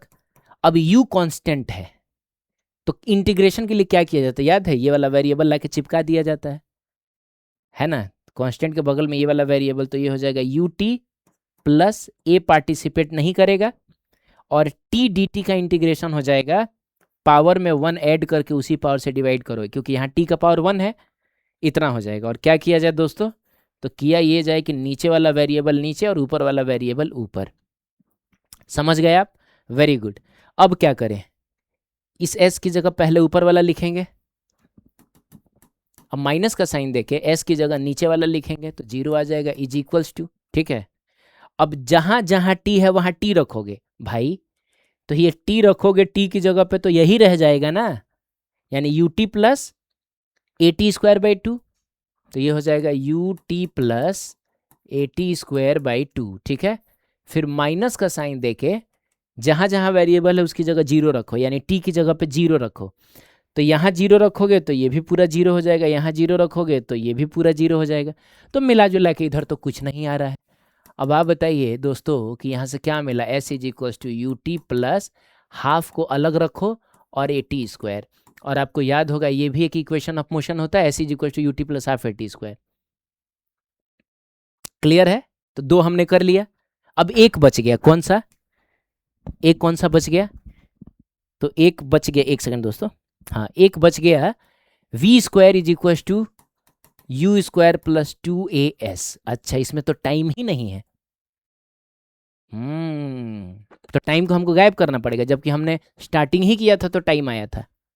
और जब आप इंटीग्रेट करते जाएंगे ना तो पावर बढ़ता ही चला जाएगा। जैसे पहली बार जब आपने इंटीग्रेट किया तो पावर 1 था, फिर इंटीग्रेट किया तो t का पावर 2 था, फिर इंटीग्रेट करोगे ना तो पावर 3 हो जाएगा। यानी कहीं ना कहीं यार हमको इस टाइम को ना शुरू में ही गायब करना चाहिए। तो हम जानते हैं कि सिंस दोस्तों एक्सेलरेशन होता क्या है? एक्सेलरेशन होता क्या है? एक्सेलरेशन होता है dv बाई dt। अब मैंने क्या किया पता है? मैंने ऊपर नीचे ds और ds से मल्टीप्लाई डिवाइड किया अपने मन से, ठीक है, ताकि मुझको नहीं t गायब करना है। तो अब बताओ a इज इक्वल टू कितना हो जाएगा? इसको और इसको ना फ्लिप करो, मतलब इसको यहाँ ले आओ, उसको उधर लेके जाओ, तो ये बन जाएगा ds बाई डी टी और ये बन जाएगा dv बाई ds। अब बताओ rate of change of displacement with respect to time को क्या बोला जाता है? वेलोसिटी बोला जाता है। तो ds बाई डी टी की जगह पे हम लिख देते हैं वेलोसिटी और बाकी इधर dv बाई ds। क्लियर? अब आप बताइए इधर कौन कौन से वेरिएबल हो गए? तो दो वेरिएबल हो गए, एक v हो गया और एक s हो गया। तो इंटीग्रेशन करने का तरीका होता है कि सेम टाइप का वेरिएबल सेम साइड में, तो इस ds को उधर भेजो। तो इस साइड में क्या बचा दोस्तों? तो इस साइड में बचा v dv और उधर बचा a ds। अब करेंगे इंटीग्रेट बोथ साइड्स, तो v dv is equal to integration of a ds। समझ गए आप? अब v dv का इंटीग्रेशन कितना होगा, मतलब x dx का कितना होता है? तो पावर में 1 है ना, तो एक्स स्क्वायर बाई 2 होता है, तो ये हो जाएगा आपका v स्क्वायर बाई 2। ठीक है, ब्रैकेट में डाल दो। एक सेकंड, लिमिट छूट गया, लिमिट भी लिखते हैं। इधर वेरिएबल कौन है? s। तो डिस्प्लेसमेंट शुरू में 0 बाद में s, तो हम लोग जाएंगे 0 से लेके s तक। ठीक है, और इधर वेरिएबल कौन है? v, वेरिएबल v है। तो दोस्तों वेलोसिटी शुरू में u था, बाद में v हो गया, तो इसको u से लेके v तक ले जाओ। ठीक है, तो v dv का integration v square by 2 u से लेके v तक is equals to, a constant है पार्टिसिपेट नहीं करेगा, ds का इंटीग्रेशन s हो जाएगा 0 से लेके s तक। ठीक है, 1/2 को तो खैर दोस्तों बाहर निकाल लो, और v की जगह पहले v रखोगे तो v स्क्वायर होगा, माइनस v की जगह अब u रखोगे तो u स्क्वायर हो जाएगा, is equals to a, s की जगह s रखोगे, माइनस का साइन देके s की जगह 0 रखोगे। ठीक है, अब एक काम करो ना, इस 2 को भेज दो उधर, तो v square minus u square is equal to 2a और s माइनस 0 s हो जाएगा, u स्क्वायर को उधर भेज दो, तो दोस्तों ये हो जाएगा v square is equal to u square plus 2as। तो इस तरीके से हमने तीनों को डिराइव कर लिया। ठीक है, तो बस हमने देखा कि कैसे फिजिक्स में हम इंटीग्रेशन का इस्तेमाल करते हैं, है ना दोस्तों। और हमने तीनों इक्वेशन ऑफ मोशन को भी डिराइव कर लिया, मोशन पढ़ते समय नहीं डिराइव करना पड़ेगा, अभी ही कर लिया हमने। v is equal to u plus a t, s is equal to u t plus half a t square and v square is equal to u square plus 2as। आई बात समझ में? ठीक है दोस्तों, तो आई थिंक कि integration के मेथड्स तो ख़त्म हो गए। अब नेक्स्ट लेक्चर में हम बात करेंगे इंटीग्रेशन के यूज़ की, कि इसका एप्लीकेशन क्या होता है, फिजिक्स में कहाँ कहाँ यूज होता है। ठीक है, 30 क्वेश्चन का एक सेट आपको अब इसके बाद मिलेगा, उसको आपको ट्राई करना होगा। उसके लिए वो कहाँ मिलेगा, तो एक टेलीग्राम चैनल पे मिलेगा, उसका लिंक आपको डिस्क्रिप्शन में मिल जाएगा, आप जाके वहाँ से देख लेंगे। ठीक है, और मिलते हैं हम नेक्स्ट लेक्चर पे दोस्तों, तब तक के लिए थैंक यू सो मच।